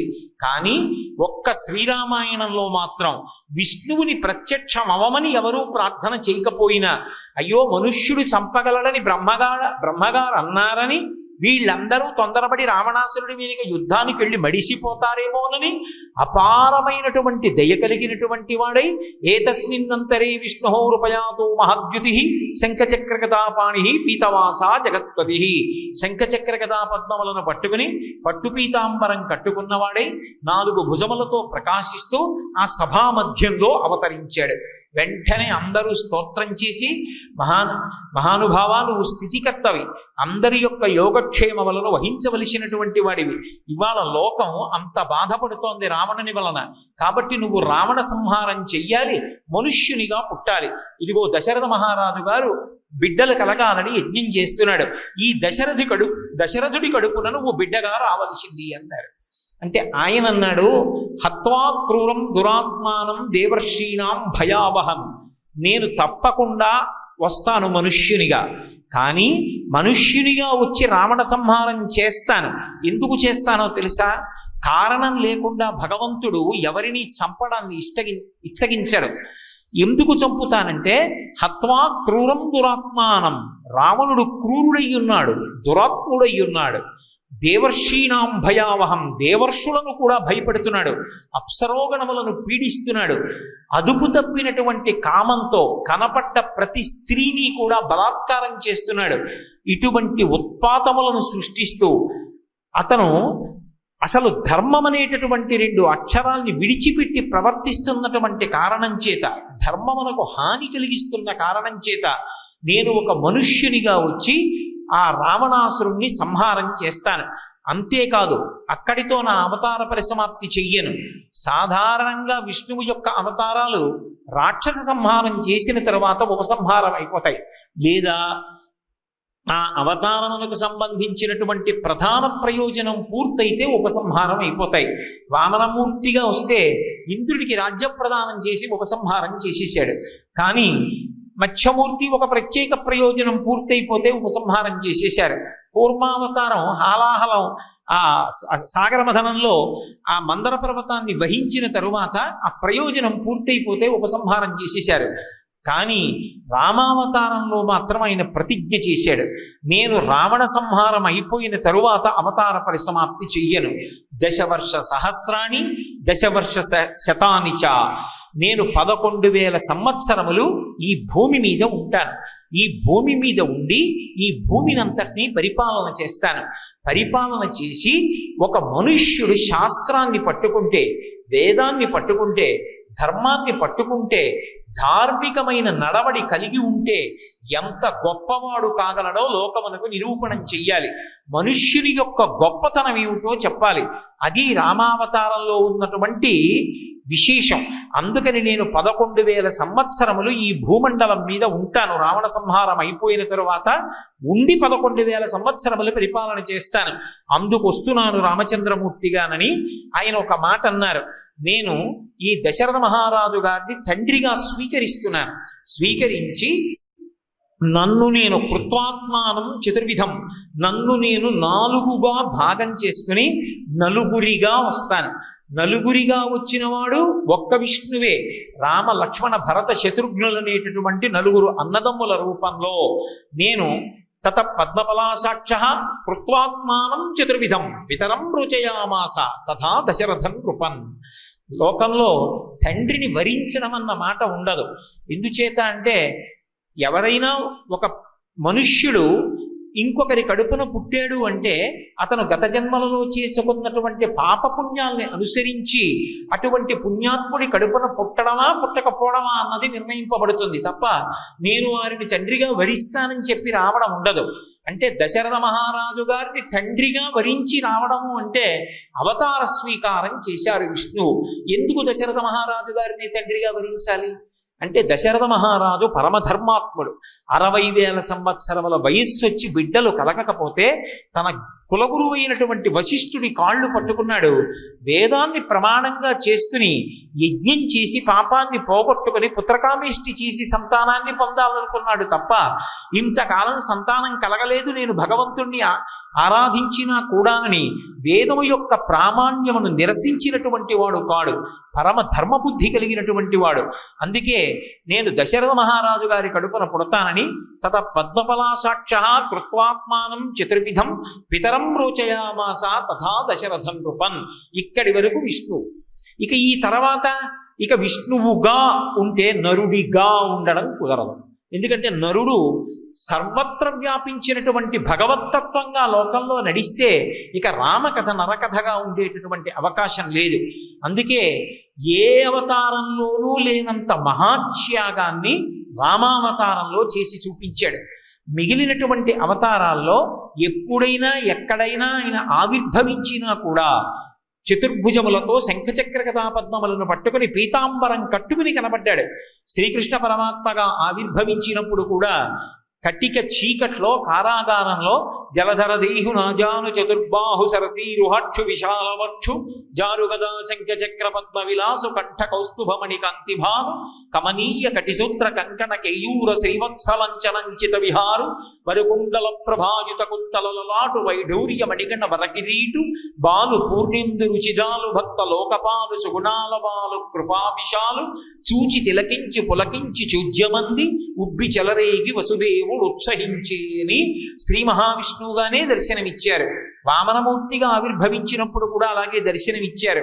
కానీ రామావతారంలోకి వచ్చినప్పుడు మాత్రం నరుడైతే తప్ప రావణ సంహారం చెయ్యడం కుదరదని, నరుడిగా వస్తే తప్ప నరజన్మ యొక్క గొప్పతనాన్ని చెప్పడం కుదరదని, నరుడిగా రావాలి అంటే దశరథ మహారాజు గారికి ఒక రాత్రి కామము కలిగినప్పుడు ఆయన యొక్క తేజస్సు ఆయన యొక్క భార్యల్లోకి ప్రవేశిస్తే శుక్రశోణితములు ఏకమైతే ఒక బుడగగా మారి ఆ రోజులలో ఉన్నటువంటి లెక్క ప్రకారం 12 నెలల పాటు కటిక చీకటితో కూడినటువంటి తల్లి గర్భవాసం చేసి తల కిందకి పెట్టి కాళ్ళు పైకి పెట్టి తాను విసర్జించినటువంటి మలమూత్రములలోంచి పుట్టినటువంటి సూక్ష్మమైనటువంటి క్రిములు తమ శరీరాన్ని కొరికేస్తుంటే తాను అంత గర్భస్థ నరకాన్ని అనుభవించి నరకమన్న మాట అనుభవించవలసిన అవసరం లేనటువంటి పరమాత్మ 12 నెలల పాటు కటిక చీకటిలో కౌసల్య సుమిత్ర కైకేయీల యొక్క గర్భవాసం చేశాడు.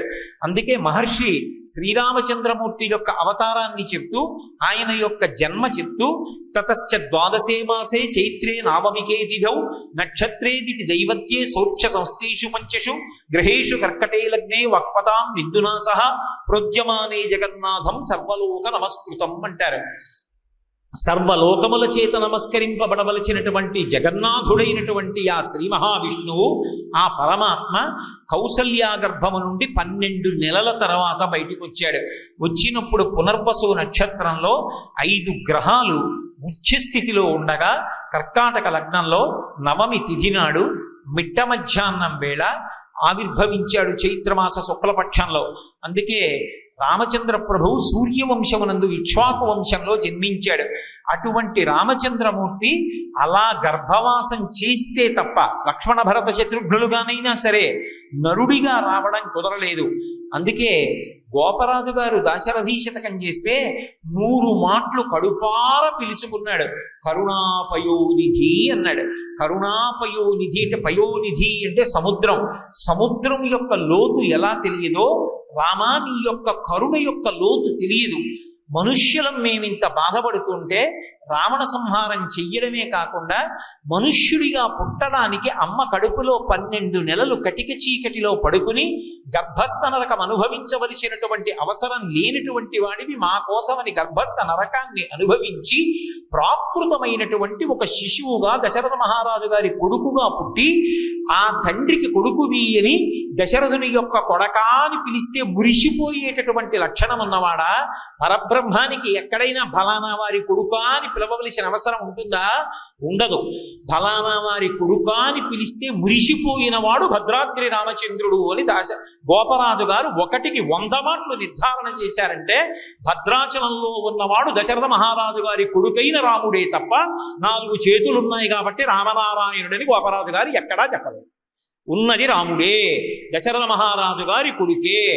ఆ రాముడే భద్రాచలం మీద వెలిసి ఉన్నాడని శంకర భగవత్పాదులంతటి వారు ఆ భద్రాచలంలో ఉన్నటువంటి స్వామిని చూస్తే వామాంక స్థిత జానకీ పదిలి సత్కోదండ దండంకరే చక్రం చోద్భకరేణ బాహుయుగళే శంఖం శరం దక్షిణే బిభ్రాణం జలజాత పత్రనయనం భద్రాద్రి మూర్ధిని స్థితం కేయూరాది విభూషితం రఘుపతిం సౌమిత్రియుక్తం భజే అన్నారు. రఘుపతిం ఆయన రఘుపతి సాక్షాత్ రామచంద్ర ప్రభు ఆ భద్రాద్రి చేసినటువంటి తపస్సు యొక్క శక్తి అంతటివాడు కూడా రాముడిగా రావడంలో ఆ ఆయుధాల్ని అపసవ్యంగా పట్టుకున్నాడు. అది భగవంతుని యొక్క కారుణ్యానికి పరాకాష్ఠ తప్ప అక్కడ రాముడు కాదు రామనారాయణుడిని గోపరాజు గారు చెప్పలేదు, అలాగని శంకర భగవత్పాదులు చెప్పలేదు. భద్రాచలంలో ఉన్నవాడు ఎవరంటే దశరథ మహారాజు గారి కొడుకైన రాముడే అని ఒకసారి కాదు 100 మాటలు చెప్పాడు. దాశరథి కరుణాపయోనిధి అంటూను. కాబట్టి అటువంటి భద్రాచలంలో మనకి దర్శనమిస్తున్నటువంటి రామచంద్ర ప్రభు ఎవరున్నారో ఆయన మన కోసమని చెప్పి హద్దులేని కారుణ్యంతో సముద్రం లోపల లోతైనా కొలవగలనేమో కానీ రామచంద్రమూర్తి యొక్క కారుణ్యాన్ని లెక్క కట్టడం మాత్రం ఎవరికీ సాధ్యం కాదు. అంతటి మహాదయాశాలి అయి మహానుభావుడు అమ్మ కడుపులో ఉండి గర్భస్థనరకం అనుభవించి ప్రాకృత శిశువుగా జన్మించాడు. ధర్మాన్ని ఈ లోకానికి చూపించడం రామావతారము యొక్క ప్రధానమైనటువంటి ప్రయోజనం. రావణ సంహారం నిజానికి ధర్మము ముందు మడిసిపోయింది. ఎందుకంటే ఆ మాట మనం చెప్పడం కాదు, ఎప్పుడో చెప్పేశాడు. అరణ్యకాండలో మారీచుడు రావణాసురుడితో మాట్లాడుతూ అంటాడు, ఒరే నేను చెప్పిన మాట నీకెక్కదు. ఎందుకని అంటే సులభాహ పురుషారాజన్ సతతం ప్రియవాదిన అప్రియస్యతు పథ్యస్య వక్తా శ్రోతాచ దుర్లభ. యువతలవాడు సంతోషించడానికి అస్తమానమైందానికి కాందానికి పొగిడి మాట్లాడేవాళ్ళు కనపడతారు. కానీ నువ్వు ఒక తప్పు చేస్తున్నప్పుడు అది తప్పు అని చెప్పేటటువంటి వాడు లోకంలో ఎక్కడో ఒక్కడే ఉంటాడు. ఆ ఒక్కడు నీ అభ్యున్నతి కోసం మాట్లాడుతున్నాడు. ఆ నీ అభ్యున్నతి కోసం మాట్లాడిన వాడి మనసులో ఉన్నటువంటి ప్రేమని అర్థం చేసుకుని దాన్ని విని జీవితాన్ని మార్చుకోగలిగిన వాడు కూడా అందరూ ఉండడు. తన అభ్యున్నతి కొరకు కఠినంగా మాట్లాడితే వాడు నాతో ఇంత కఠినంగా మాట్లాడటం ఏమిటని ఎదురు తిరిగేవాడే తప్ప నా కోసమే కదా ఆ మంచి మాట అయినా కఠినంగా చెప్పాడని విని మార్చుకునేవాడు ఉండడరా. రావణ, నీతో ఒక మాట చెప్తున్నాను, జాగ్రత్తగా విను. కళత్రాణిచ సౌమ్యాని మిత్రవర్గం స్థైవచ యదీచ్ఛసి చిరం భోక్తం మా కృధా రామ విప్రియం అన్నాడు. నీకు కాంచన లంక ఉంది, 1,00,00,000 మంది వానర సైన్యం ఉన్నారు. నీ దగ్గర లేని కాంతలు లేరు. దేవకాంతలు, పితృకాంతలు, యక్షకాంతలు, గంధర్వకాంతలు, కిన్నెరకాంతలు, కింపురుషకాంతలు, ఇంతమంది కాంతలు ఉన్నారు. ఇంతమంది కాంతలతో క్రీడించి సుఖం అనుభవిస్తున్నావు. నువ్వు అనుభవించని భోగం లేదు. నీ అన్న కుబేరుణ్ణి కొట్టి పుష్పక విమానం తీసుకొచ్చావు, అందులో విహారం చేస్తుంటావు. విశ్రవసో బ్రహ్మ యొక్క కుమారుడివి, వేదం చదువుకున్నవాడివి. ఇన్ని చేసినా నీ బ్రతుకు సంతోషంగా వెళ్ళిపోతోంది. భార్యలతో, బిడ్డలతో, సైన్యంతో, భోగంతో, కాంచనలంకతో హాయిగా ఉన్నావు. ఇవన్నీ నాశనమైపోయేది ఒక కారణానికే. రాముడి జోలికి వెళ్ళవద్దు. మాకృధా రామ విప్రియం. రాముడికి ఇష్టము లేని పని ఒక్కటి చేశావా మామూలుగా మడిసిపోవు రావణ. కళత్రాణిచ సౌమ్యాని మిత్రవర్గం స్థైవస. నీ యొక్క పుత్ర మిత్ర కళత్రాదులతో, రాజ్యంతో, ససైన్యంతో నశించిపోతావు. ఎందుకు నశించిపోతావో తెలుసా? ఒక్కటే కారణం, రాముడి యొక్క పరాక్రమం అని అనుకోకు. రామో విగ్రహవాన్ ధర్మ సాధు సత్యపరాక్రమ. రాముడు రాశీభూతమైనటువంటి ధర్మము. రాముడు ఒకటి, ధర్మం ఒకటి కాదు. ధర్మము నడిచి వెళ్ళిపోతే రాముడు వెళ్ళిపోయినట్టు, రాముడు వెడితే ధర్మం వెళ్ళినట్టు. రాముడి పాదాల మీద పువ్వేస్తే ధర్మం యొక్క పాదాల మీద పువ్వేసినట్టు. రాముణ్ణి కీర్తిస్తే ధర్మాన్ని కీర్తించినట్టు. రాముడు ఆదర్శమైతే ధర్మం ఆదర్శమైనట్టు. రాముణ్ణి దృష్టిలో పెట్టుకుని బతకగలిగితే ధర్మాన్ని దృష్టిలో పెట్టుకుని బ్రతికినట్టు. రామభక్తుడైతే ధర్మభక్తుడైనట్టు. రామభక్తుడిగా శరీరం విడిచిపెడితే ధర్మభక్తుడిగా విడిచిపెట్టి ఉన్నత లోకాలు పొందినట్టు. కాబట్టి రాముడి జోలికి వెళ్ళకు. రాముడి జోలికెడితే నశించిపోతావు. అలా ఇలా కాదు రావణ అంటాడు. అటువంటి ధర్మమూర్తిగా రాముడు నిలబడ్డాడు రామాయణంలో. ఆయన జీవితాన్ని పరిశీలనం చేస్తే చాలు, ప్రతి సందర్భంలోనూ ఆయనకి ధర్మమే కావాలి. అటువంటి ధర్మమునందు పూనిక కలగాలంటే ఒక నరుడిగా వచ్చినటువంటి రాముడికి, ఏమీ తెలియనటువంటి ప్రాకృతమైనటువంటి నరుడిగా ఉన్నవాడికి ఎవరి వలన ధర్మమునందు అనురక్తి కలుగుతుంది? ధర్మం ఇంత గొప్పది, మనం ధర్మాన్ని పట్టుకోవాలి అనేటటువంటి బుద్ధి కలగాలి అంటే అలా చెప్పగలిగిన వాడెవరు? మొట్టమొదట తండ్రి, ప్రథమ గురువు కనుక. రెండవ వాడు బోధ చేత ఆచార్యుడు. మహానుభావుడైనటువంటి వశిష్ఠుడు చిన్నతనంలో రామలక్ష్మణ భరత శత్రుఘ్నుల్ని కూర్చోపెట్టి విద్యాభ్యాసం చేయించినప్పుడు అంత గొప్పగానూ పాఠాలు నేర్పాడు. అందుకే మహర్షి రామలక్ష్మణ భరత శత్రుఘ్నుల యొక్క విద్యాభ్యాసం గురించి పరమాద్భుతమైనటువంటి శ్లోకం ఒకటి ఇచ్చారు. సర్వే వేదవిద శూరా, సర్వే లోకహితే రతా, సర్వే జ్ఞానోపసంపన్నా, సర్వే సముదితా గుణై. ఎలా నేర్చుకున్నాడు వాళ్ళు పాఠము అంటే, సర్వే వేదవిద శూరాహ, వాళ్ళు చక్కగా వేదాలన్నీ తెలుసుకున్నారు, వేదంలో చెప్పబడినవి తెలుసుకున్నారు. వాళ్ళ జ్ఞానం అంతా దేనికి పనికొచ్చింది? గుణములుగా మారడానికి పనికొచ్చింది. సర్వే లోకహితే రతాహ, వాళ్ళకి గురువు గారి చేత ఇయ్యబడినటువంటి శక్తులు ఏవి ఉన్నాయో అవన్నీ కూడా లోకము యొక్క హితము కొరకు పనికొచ్చాయి. అంటే కేవలం చదువు చెప్పడం కాదు, కేవలం అవతలవాడిలోకి శక్తిని ప్రవేశపెట్టడం కాదు, ప్రవేశపెట్టేటప్పుడు అది ఎందుకు ఉపయోగపడాలో, ఎవరి దగ్గర తల వంచాలో, ఎవరికి తాను వశవర్తి అయి ఉండాలో మహానుభావుడైన వశిష్ఠుడు నేర్పాడు. మీరు ఒకటి బాగా జ్ఞాపకం ఉంచుకోవలసి ఉంటుంది, మనిషి అంత శక్తివంతుడు లోకంలో ఇంకొకడు ఉండడు. అటువంటి మనుష్యుడు 10 మందికి ఉపయోగపడాలంటే తనకు తానుగా వశపడిపోవాలి. తనని ఎవరు వశం చేసుకోలేరు, కానీ తనకి తానే వశపడిపోవాలి. ఎవరికి వశపడాలి? భార్య భర్తకి వశపడాలి, కొడుకు తండ్రికి వశపడాలి, గురువు దగ్గర వశపడాలి, పెద్దలైనటువంటి వారికి వశపడాలి. వశపడడం అంటే వారు చెప్పిన మాటలు సలహాలు కావు, వారు చెప్పిన మాటలు శాసనములు. ఇక నేను వారు చెప్పిన మాటని తృణీకరించడం ఉండదు, వారు ఏది చెప్పేది నాకు శాసనం అని వారికి వశపడడం ఎవరికి వస్తుందో వాడు ధనస్సు కాగలడు. ధనస్సు అవతల వాళ్ళ మీదకి బాణప్రయోగం చేసి వాళ్ళని సంహరించడానికి ఉపయోగపడుతుంది. నేను అవతల వాణ్ణి పడగొట్టగలిగినటువంటి సాధనాన్ని నేను తలవంచడం ఏమిటందనుకోండి, ధనస్సు ఎప్పుడూ అవతల వ్యక్తిని పడగొట్టలేదు. అదే ధనస్సు వంగిందనుకోండి, అప్పుడు వింటినారిని కట్టి బాణప్రయోగం చేస్తారు. వంగని ధనస్సు ఎలా ఎదురుగుండా ఉన్నటువంటి వాణ్ణి పడగొట్టడానికి పనికిరాదో అలా తనకు తానుగా వశపడిపోతే తప్ప గురువుకి, తండ్రికి, తల్లికి, అన్నకి, పెద్దలకి, శాస్త్రానికి, ధర్మానికి, వేదానికి వశవర్తి అయిపోయిన వాడు తప్ప లోకమునకు పనికిరాడు. ఏది నేర్పాడు వశిష్ఠుడంటే కేవలము వేదం, కేవలము శాస్త్రం, కేవలం పాండిత్యం, కేవలం విద్యలు, కేవలం ధనుర్వేదం కాదు. దానితో పాటుగా ఏది నేర్పాడంటే ఎవరి పేరెత్తితే, ఎవరు కనపడితే, ఎవరి దగ్గరికిడితే, ఎవరు పిలిస్తే ఇలా తల ఎత్తి కూడా వెళ్ళకూడదో, ఇలా తల దించి నమస్కారం చేసి వెళ్ళాలో, ఎవరి దగ్గర తాను మాట్లాడకూడదో, ఎవరు మాట్లాడుతుంటే తాను కేవలం వినవలసి ఉంటుందో, ఎవరి మాటలు ఎప్పుడూ బుద్ధి ఎందు స్మరించాలో, ఒక పని చేసే ముందు ఫలానా వారి శిష్యుణ్ణి అన్న గౌరవం నాకు నిలబడుతుందా, ఇది చేస్తే గురువు గారి మర్యాద పోతుందని ఆలోచించాలో, అలా ఆ విద్యల్ని వాడుకోవడం నేర్పాడు. అందువల్ల రాముడంత గొప్పవాడయ్యాడు. అంటే ఒక నరుడి యందు ధర్మమునందు అనురక్తి కల్పించిన వాడు ఎవరంటే రామాయణంలో గురువు. రామాయణంలో వశిష్ఠుడికి, విశ్వామిత్రుడికి, గౌతముడికి, శరభంగుడికి, శతానందుడికి అంతంత పెద్ద పీటలు వేయబడ్డాయి.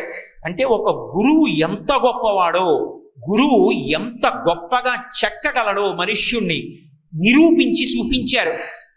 మీరు శ్రీరామాయణాన్ని జాగ్రత్తగా పరిశీలనం చేస్తే అసలు రామచంద్రమూర్తి నరుడిగా అంత గొప్పవాడు కావడానికి కారణం ప్రధానమైనటువంటి వాడెవరు అంటే వశిష్ఠుడు, విశ్వామిత్రుడు, వీళ్ళిద్దరు. అందులో ప్రత్యేకించి విశ్వామిత్ర మహర్షి మాటలుంటాయి, అద్భుతం అంతే. అసలు మహానుభావుడు గంగావతరణం చెప్తాడు. ఒక్క గంగావతరణం చెప్పి రాముల్లో ఎన్ని ఆలోచనలు రేకెత్తిస్తాడో, గౌతమ మహర్షి జీవితం చెప్తాడు, ఎన్ని ఆలోచనలు రేకెత్తిస్తాడో, కుశనాభుడి గురించి చెప్తాడు, ఎన్ని ఆలోచనలు రేకెత్తిస్తాడో. ఓ పెళ్ళంటే ఇది, ఎందుకు పెళ్లి చేసుకోవాలి, భార్య అంటే అలా ఉంటుంది, భార్యని అలా ప్రేమతో చూడాలి, అన్నదమ్ములంటే ఇలా ప్రవర్తించాలి, గురువు అంటే ఇలా ఉండాలి, తండ్రి అంటే ఇలా ఉండాలి, తల్లి అంటే ఇలా ఉండాలి, రాజు అంటే అలా ఉండాలి. లోకంలో కథల కథల సమాహారంగా మాట్లాడుతూ రామచంద్రమూర్తి అనబడేటటువంటి ఒక దివ్యమంగళ విగ్రహాన్ని చెక్కిన వాడెవరంటే విశ్వామిత్రుడు. ఎంత అద్భుతంగా మాట్లాడతాడో నిజంగా. ఆయన నోటి వెంట వచ్చినటువంటి ప్రతి మాట కూడా సుభాషితమే. అంత గొప్పగా గురువులు తీర్చిదిద్దారు. అందుకే ధర్మమునందు అనురక్తి గురువాక్యంగా కలిగింది రామచంద్రమూర్తి అని. లేకపోతే రాముడికి ధర్మము పట్ల అంత ఆసక్తి కలగడానికి కారణం ఎవరన్న ప్రశ్న వస్తుంది. మీరు రామాయణాన్ని అందుకే విచారణ చేసి చూడండి. రాముడికి ధర్మం మీద అంతంత అనురక్తి కనపడడానికి, నిలబడడానికి, అది ఎప్పుడూ పతనం అవ్వకుండా ఉండడానికి, ఎప్పుడెప్పుడు ఎక్కడెక్కడ అవసరమో అక్కడక్కడ ఆ మాటతో ప్రజ్వలిస్తున్న వాళ్ళు కనపడతారు. వాళ్ళు రాముడితో మాట్లాడతారు. అంతే, రాముడు మరింత ధర్మంతో ఊంచుకుపోయి నిలబడిపోగలుగుతాడు. అంతే, అంత సంతోషంగా. అది వశిష్ఠ విశ్వామిత్రులకు దక్కింది ఆ గౌరవం, కౌసల్యామాతకి దక్కింది ఆ గౌరవం, రాముణ్ణి ధర్మమూర్తిగా నిలబెట్టడంలో. అందుకే అటువంటి రాముడికి అటువంటి విద్యాభ్యాసాన్ని గరపించాడు. ఆ రాముడు పెరిగి పెద్దవాడవుతున్నాడు. తండ్రి అంటే పరదైవం అంతే. ఎవరు చెప్పారు ఈ మాట? మళ్ళీ వేరే చెప్పక్కర్లేదు, వశిష్ఠుడి దగ్గర తెలుసుకున్నాడు. ఎందుకని? మనకి రుద్రాధ్యాయంలో అష్టమానువాకంలో పరమశివుడి గురించి చెప్తూ ఒక మాట చెప్తారు. నమః సోమాయ చ రుద్రాయ చ నమస్తామ్రాయ చ అరుణాయ చ నమః శంగాయ చ పశుపతయే చ నమః అగ్రే వధాయ చ దూరే వధాయ చ నమో హంత్రే చ హనీయసే చ అని అనువాకం చెప్తూ మయస్కరాయ చ అంటారు. ఈ లోకంలో సమస్త సుఖములను ఇవ్వడానికి పరమశివుడు తండ్రి రూపంలో ఉంటాడు. తండ్రికి ఎప్పుడూ మనసులో ఏ కోరిక ఉంటుందంటే కొడుకు సుఖపడాలి, కొడుకు సంతోషిస్తే చాలు తనకి సంతోషం. ఆ కొడుకు సంతోషం కోసం ఎంత కిందకైనా వస్తాడు తండ్రి. ఎందుకు వస్తాడంటే పరమశివుడే తండ్రి రూపంలో లోకంలో తిరుగుతూ ఉంటాడు. అందుకే తండ్రికి చేసిన నమస్కారం పరమశివుడికి చేసిన నమస్కారం, తండ్రికి చేసిన ప్రదక్షిణం పరమశివుడికి చేసిన ప్రదక్షిణం. తండ్రి శివ సమానుడు. అటువంటి తండ్రి మాట ఎప్పుడూ జవదాటకూడదు. ఎక్కడ నేర్చుకున్నాడు రాముడు? వశిష్ఠుడి దగ్గర నేర్చుకున్నాడు. అందుకని సర్వే వేద విధ శూరాః సర్వే లోకహితే రతాః సర్వే జ్ఞానోపసంపన్నాః సర్వే సముదితా గుణైః. అందుకే అంతటి పితృవాక్య పరిపాలకుడు అయ్యాడు, అంతటి ధర్మనిష్ట కలిగినటువంటి వాడయ్యాడు మహానుభావుడు. అటువంటి రాముడు పెరిగి పెద్దవాడయ్యాడు. ఆయనతో లక్ష్మణ భరత శత్రుఘ్నులు కూడా పెరిగి పెద్దవాళ్ళు అయ్యారు. యుక్త వయస్సులోకి వస్తున్నారు. ఇప్పుడు దశరథ మహారాజు గారికి ఒక కొత్త బెంగ పట్టుకుంది. ఏమిటి ఆ బెంగ అంటే, ఇప్పుడు ఈ నలుగురు పిల్లలు పెరిగి పెద్దవాళ్ళు అవుతున్నారు. వీళ్ళ జీవితాలు శాంతిమయంగా సుఖమయంగా ఉండాలి అంటే ఇప్పటిదాకా నా కొడుకులు వీరికి ఏది యోగ్యమైనదో, ఏది వీళ్ళకి ఎప్పుడు అందాలో అది అందేటట్టుగా నేను చూశాను. కానీ ఇక రాబో కాలంలో వీళ్ళకి ధర్మమునందు అనురక్తి కానీ, వీళ్ళ జీవితాలు శాంతిమయంగా ఉండడం కానీ, వీళ్ళు లోకోపకారులై ఉండడం కానీ, వీళ్ళ పక్కన వచ్చి భార్యాస్థానంలో కూర్చునేటటువంటి వాళ్ళ మీద ఆధారపడుతుంది. అందుకే వీళ్ళకి సరి అయినటువంటి భార్యలు లభించాలి. తండ్రి ఆర్తి అలా ఉంటుంది. కొడుక్కి ఏ వయసులో ఎప్పుడు ఏది కావాలో తండ్రి ఆలోచన చేస్తూ ఉంటాడు. అందుకే ఆ మాట ఆలోచించి ఆ కూర్చున్నటువంటి మంత్రులందరితో ఆ రోజున ఒక మాట అన్నాడు. తస్య చింతయమానస్య మంత్రి మధ్యే మహాత్మనః అభ్యాగచ్చన్ మహాతేజ విశ్వామిత్రో మహాముని అన్నారు మహర్షి.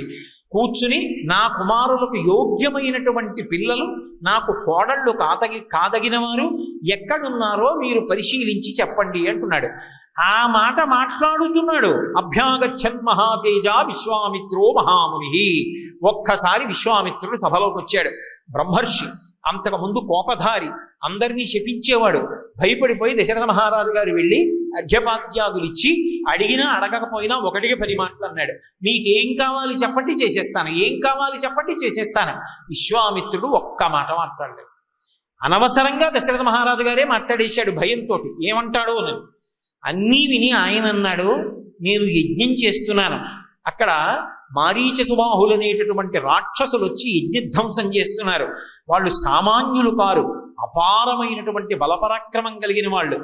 వాళ్ళని సంహరించడానికి, యజ్ఞాన్ని రక్షించడానికి నీ పెద్ద కుమారుడైన రాముణ్ణి పంపన్నాడు. ఆ మాట విన్నాడంతే స్పృహ తప్పిపోయాడు. కొడుకుని విడిచిపెట్టలేడు. విపరీతమైనటువంటి ప్రేమ. దశరథ మహారాజు గారిని తక్కువ చేసి మాట్లాడకూడదు. కొన్ని వేల సంవత్సరములు పిల్లలు లేనివాడు. మనకే మన కొడుకంటే అంత ప్రీతి ఉంటుందే. లేక లేక లేక లేక అశ్వమేధయాగం చేసి పుత్రకామిష్టి చేస్తే పుట్టినటువంటి సుగుణాభిరాముడు అందులో వెడుతున్నది యజ్ఞ సంరక్షణకి. అంత పెద్ద పెద్ద రాక్షసులతో పోరాటం చేయడానికి ఇంత చిన్న పిల్లవాడు ఏం చేస్తాడు? అందుకే పాపం ఏడిచాడు. ఊనషోడశ వర్షో మే రామో రాజీవలోచన నయుద్ధయోగ్యతామస్య పశ్యామి సహ రాక్షసైః.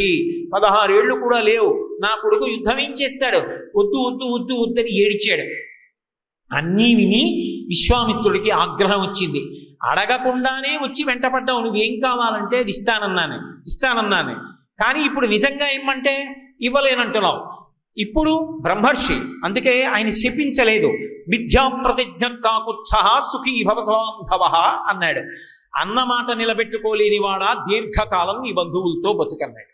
ఇంకా అంతకన్నా అసహ్యకరమైన విషయం ఏముంటుంది? అప్పుడు లేచాడు వశిష్ఠ మహర్షి, బ్రహ్మర్షి, మహానుభావుడు. లేచి అన్నాడు, దశరథ మహారాజా, నీకేం తెలుసు విశ్వామిత్రుడి గురించి? నీకేం తెలియదు. విశ్వామిత్రుడే చెప్పాడు సభలో, అహం విద్మి మహాత్మానం రామం సత్యపరాక్రమం వశిష్ఠోపి మహాతేజా ఏ చేమే తపసి స్థితాః అన్నాడు. దశరథ మహారాజా, నీకేం తెలుసు? నీ కొడుకంటే ప్రాకృత నరుడు నా కడుపున పుట్టాడు అనుకుంటున్నావు. రాముడెవరో మాకు తెలుసు, ఎందుకు వచ్చాడో నాకు తెలుసు. నాకే కాదు, వశిష్ఠుడికి తెలుసు. వశిష్ఠుడికే కాదు, ఈ సభలో ఉన్నటువంటి మహాతపశక్తి సంపన్నులైన ఋషులకు తెలుసు. నాతో ఎందుకు పంపించాలో నీకు తెలియదు, అందుకని నువ్వు అంత బెంగ పెట్టుకుంటున్నావు. సరే, నీ ఇష్టం నీది, నేను బలాత్కారం చేయనని వెళ్ళిపోతున్నాడు. అప్పుడు వశిష్ఠుడు లేచి అన్నాడు, ఏమనుకుంటున్నావు వశిష్ఠ మహర్షి అంటే? ఆయన సామాన్యుడు కాడు. వశిష్ఠుడంటే రాశీభూతమైనటువంటి ధర్మము అక్కడ ప్రారంభమైంది. అసలు రాముణ్ణి చిక్కేశాడంతే మహానుభావుడు. ఆయన ఏష విగ్రహాన్ ధర్మ, ఏష వీర్యవతాం పరః. ఆయన లాంటి ధర్మాత్ముడు ఇక భూమండలంలో లేడు. అంత ధర్మశాస్త్రం తెలిసినవాడు, అంత ధర్మాచరణం చేసేవాడు విశ్వామిత్రుడంటే. అవన్నీ ఒకెత్తు, ఆయనతో సమానమైనటువంటి బుద్ధిమంతుడు ఈ కాలమునందు లేడు. ఆయనకి తెలిసినంత ధనుశాస్త్రము, ఆయనకి వశవర్తులైనన్ని అస్త్రములు ఈ లోకంలో ఎవరి దగ్గర లేవు. ఎందుకు వచ్చాడో తెలుసా విశ్వామిత్రుడు? రాముణ్ణి పంపు, నీకు తెలుస్తుంది. విశ్వామిత్రుడితో వెళ్ళిన రాముడు ఒకెత్తు, తిరిగి ఇంటికి వచ్చిన రాముడు ఒకెత్తు. అంతటి అస్త్రశాస్త్ర విశారదుణ్ణి చేసి పంపిస్తాడు కాదు. లోపల వశిష్ఠుడికి తెలుసు రహస్యం. రాముణ్ణి శ్రీరాముణ్ణి చేసి పంపిస్తాడు, సీతారాముణ్ణి చేసి పంపిస్తాడు. కోడలు వస్తుందో, నువ్వు కోడళ్ల గురించి కదా విచారణ చేస్తున్నావు, ఎవరిని రాముడి పక్కకి చేర్చాలో విశ్వామిత్రుడికి తెలుసు. ఓ అమాయకుడా, ఆయన లాంటి మహితాత్ముడు లోకంలో లేడు, పరమ సంతోషంగా పంపించబోయా, అవకాశం ఈ తలుపు తట్టింది అన్నాడు. దశరథ మహారాజు గారు పరుగున అంతఃపురంలోకి వెళ్ళాడు. పిల్లవాణ్ణి తీసుకొచ్చాడు. రాముడి వెంట లక్ష్మణస్వామి వస్తూ ఉంటాడు. నచతేన వినా నిద్రా లభతే పురుషోత్తమ మృష్ణమన్నముపానీత పశ్యాతి వినా అంటారు మహర్షి. నిద్రపోవడం కానీ అన్నం తినడం కానీ పక్కన లక్ష్మణస్వామి లేకపోతే రామచంద్రమూర్తి చెయ్యరు. ఇద్దరిది అంత అన్యోన్యమైనటువంటి అనుబంధం. అందుకని రాముడి వెంట లక్ష్మణుడు వచ్చాడు. ఇప్పుడు ఎంత అద్భుత ప్రయోగం చేశారంటే మహర్షి అన్నారు, సపుత్రమూర్ధినుపాఘ్రాయ రాజా దశరథ ప్రియం దదౌ కుశికపుత్రాయ సప్రీతేనంతరాత్మన. ఏదో మనసులో బెంగ పెట్టుకుని కాదు, సప్రీతేనంతరాత్మన, అంతరాత్మలో పరమ ప్రీతితో పరమ సంతోషంతో తన కొడుకైనటువంటి రాముణ్ణి దదౌ కుశికపుత్రాయ ఇచ్చేశాడంతే విశ్వామిత్రుడు. మహానుభావా, నీ ఇష్టం, నీకు ఎలా కావాలంటే అలా వినియోగించుకో అన్నాడు. విన్నాడు రామచంద్రమూర్తి, విన్నాడు లక్ష్మణస్వామి. సరయూ నదీ తీరంలో 1.5 యోజనాల దూరం నడిచి వెళ్ళిపోయాడు విశ్వామిత్రుడు. వెనక్కి తిరిగి చూడలేదు, మనం ఇక్కడికి వెడుతున్నామని చెప్పలేదు. గురువు గారు వెడుతున్నారు అంతే, శిష్యుడు వెళ్ళిపోయాడు. గురువు గారి వెంట వెళ్ళిపోవడమే అదే జీవితానికి అభ్యున్నతి. ఇంకంతకన్నా అభ్యున్నతికి కారణం ఉండదు. గురువు గారి వెంట వెళ్ళడం కన్నా అభ్యున్నతి అసలు శాస్త్రంలో ఇంకొకటి లేదు. తరించడానికి ఈశ్వరుడిచ్చేటటువంటి గొప్ప అవకాశం ఏమిటంటే గురువు గారి వెంట వెళ్ళడమే. ఇంకంతకన్నా ఏమిటంటే గురువు గారికి చేసిన ఉపచారం పరబ్రహ్మానికి చేసిన ఉపచారం. కాబట్టి ఇప్పుడు గురువు వెంట వెళ్ళిపోతున్నాడంతే రాముడు. వెళ్ళిపోతుంటే మహర్షి అన్నారు, పరమేశ్వరుడు హిమవత్పర్వత ప్రాంతంలో నడిచి వెళ్ళిపోతుంటే స్కందుడు విశాఖుడు వెనక నడిచి వెళుతుంటే ఎలా ఉంటుందో, రామలక్ష్మణులు విశ్వామిత్రుడి వెంట నడిచి వెళ్ళిపోతుంటే అలా ఉంది. 1.5 యోజనముల దూరం వెళ్ళిపోయారు. వెళ్ళిపోయిన తరువాత గురువుగారు ఎంత దూరం నడవాలండి అని కానీ, గురువుగారు ఎక్కడికి వెడుతున్నామండి అని కానీ, గురువుగారు ఆకలిస్తోందండి అని కానీ, గురువుగారు దాహం వేస్తోందండి అని కానీ ఒక్క మాట పిల్లలిద్దరు అన్నారు. బాలరాముడు బాలలక్ష్మణుడు గురువు గారి మీద ఉన్న విశ్వాసం, తన తండ్రి పంపాడు, వెళ్ళిపోయాడు. ఇద్దరూ వెళ్ళిపోతున్నారు. 1.5 యోజనముల దూరం నడిచి వెళ్ళిపోయిన తర్వాత ఆగాడు విశ్వామిత్రుడు. వెనక్కి తిరిగి చూశాడు పిల్లలిద్దరిని. ఎంత మురిసిపోయాడో. ఒక గురువు దేనికి వశవర్తి అయిపోతాడంటే, దేనికి ప్రసన్నుడైపోతాడంటే శుశ్రూష చేత ప్రసన్నుడవుతాడు తప్ప గురువుకి ఏది ఇస్తే ప్రసన్నుడవుతాడు? గురువు గారికి ఏమి ఇస్తాం? గురువు గారికి ఇవ్వడానికి ఆయన ఇప్పుడు బ్రహ్మముతో రమిస్తూ ఉంటాడు. ఆయనకి ఇది కావాలన్న కోరిక ఆయనకి ఏమి ఉండదు. లేనప్పుడు నువ్వేమిస్తే సంతోషిస్తాడు, ఏమి ఇవ్వడానికి ఉండదు. కానీ ఆ సమయానికి ఆయనకి ఏది కావాలో అది అందిపుచ్చుకుని ఉండేటటువంటి శిష్యుడు ఉంటాడే, వాడు అంతేవాస అవుతాడు. ముందు వస్తువు గుర్తురాదు, శిష్యుడు గుర్తొస్తాడు. వాడు ఉన్నాడా, వాడు ఉంటే చాలు, పని అయిపోతుంది నాకంటే. అంతటి అంత్యవాసిత్వాన్ని ఏ శిష్యుడు పొందుతాడో, ఎవరు గురువుని సేవిస్తాడో, ఎవడు శుశ్రూష చేస్తాడో, వాడి శుశ్రూషకి గురువు ప్రీతి చెందుతాడు. తనని ఎక్కడికి అని కూడా అడగకుండా తన మీద నమ్మకంతో అలా వచ్చేసాడంతే. ఇది చూసి ప్రసన్నుడైపోయాడు. వెనక్కి తిరిగాడు, చిరునవ్వు నవ్వాడు. రామా, ఆచమన పాత్రతో నీళ్లు తెచ్చుకో అన్నాడు. గురువు తలుచుకుంటే ఏమివ్వలేడు. గృహాణవత్స సలిలం మాభూత్కాలస్య పర్యయ మంత్రగ్రామం గృహాణత్వం బలాం అతిబలాం స్తథా అన్నాడు. ఆచమనం చెయ్యి, ఇచ్చేస్తున్నాను నీకు బల అతిబల అని 2 బాణముల యొక్క అస్త్రముల యొక్క సమూహములను ఉపదేశం చేస్తున్నాను, మంత్రాల్ని. వాటి మీద బాణాల మీద అభిమంత్రణ చేసి నువ్వు విడిచిపెట్టచ్చు. అలా అభిమంత్రించి విడిచిపెడితే చాలు, అవి అస్త్రములై అవతల వాళ్ళని పడగొట్టేటట్టుగా ప్రవర్తిస్తాయి. కాబట్టి అటువంటి మంత్ర గ్రామాలంటే మంత్ర సమూహములను నీకు ఉపదేశం చేస్తున్నాను, కూర్చో అన్నాడు. అని నశ్రమో నజ్వరో వాతేన రూపస్య విపర్యయ నచ సుప్తం ప్రమత్తం వా దర్శయిష్యంతి నైరుతాహ. అంటే రాముణ్ణి ఎంత బలవంతుడిగా మార్చేస్తున్నాడో చూడండి గురువు గారి అనుగ్రహం. ఇది వశిష్ఠ మహర్షి చెప్పింది. అందుకే విశ్వామిత్రుడితో కలిసి రామలక్ష్మణులు అంతఃపుర ద్వారం దాటారంటే పుష్పవృష్టి కురిసింది, దేవదుందుబులు మోగే, ఆకాశంలో దేవతలు నృత్యం చేశారు. అంటే రాముడు విశ్వామిత్రుడితో వెళ్ళడం రామాయణానికి పెద్ద మలుపు. ఎందుకని విశ్వామిత్రుడితో వెళ్ళడం రాముడికి పెద్ద మలుపు ఎందుకో వశిష్ఠుడు చెప్పాడు. ఏమిటా మలుపు అంటే, ఏష విగ్రహవాం ధర్మ, రాశీభూతమైన ధర్మము విశ్వామిత్రుడు. ఆ విశ్వామిత్రుడితో వెళ్ళడమే ధర్మశాస్త్రం చదవడం. విశ్వామిత్రుడి దగ్గర కూర్చోవడం ధర్మం మీద అంత అనురక్తి వచ్చేస్తుంది ఇప్పుడు రాముడికి.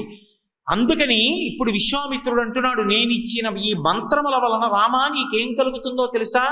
నశ్రమో, ఎంత యుద్ధం చేయి నీకు శ్రమ కలగదు. నజ్వరో, నీకు జ్వరం రాదు. రూపస్య విపర్యయ, నీకు రూపం మారిపోవడం, రంగు మారిపోవడం, తేజస్సు క్షీణించడం ఇటువంటి ఉండవు. అన్నిటినీ మించి నచ సుప్తం ప్రమత్తం వా దర్శయిష్యంతి నైరుతాహ. నువ్వు నిద్రపోతున్నప్పుడు కానీ, నువ్వు ప్రమత్తులవై ఉన్నప్పుడు కానీ, పరాకుగా ఉన్నప్పుడు కానీ రాక్షసులు నిన్ను నిర్జించలేరు.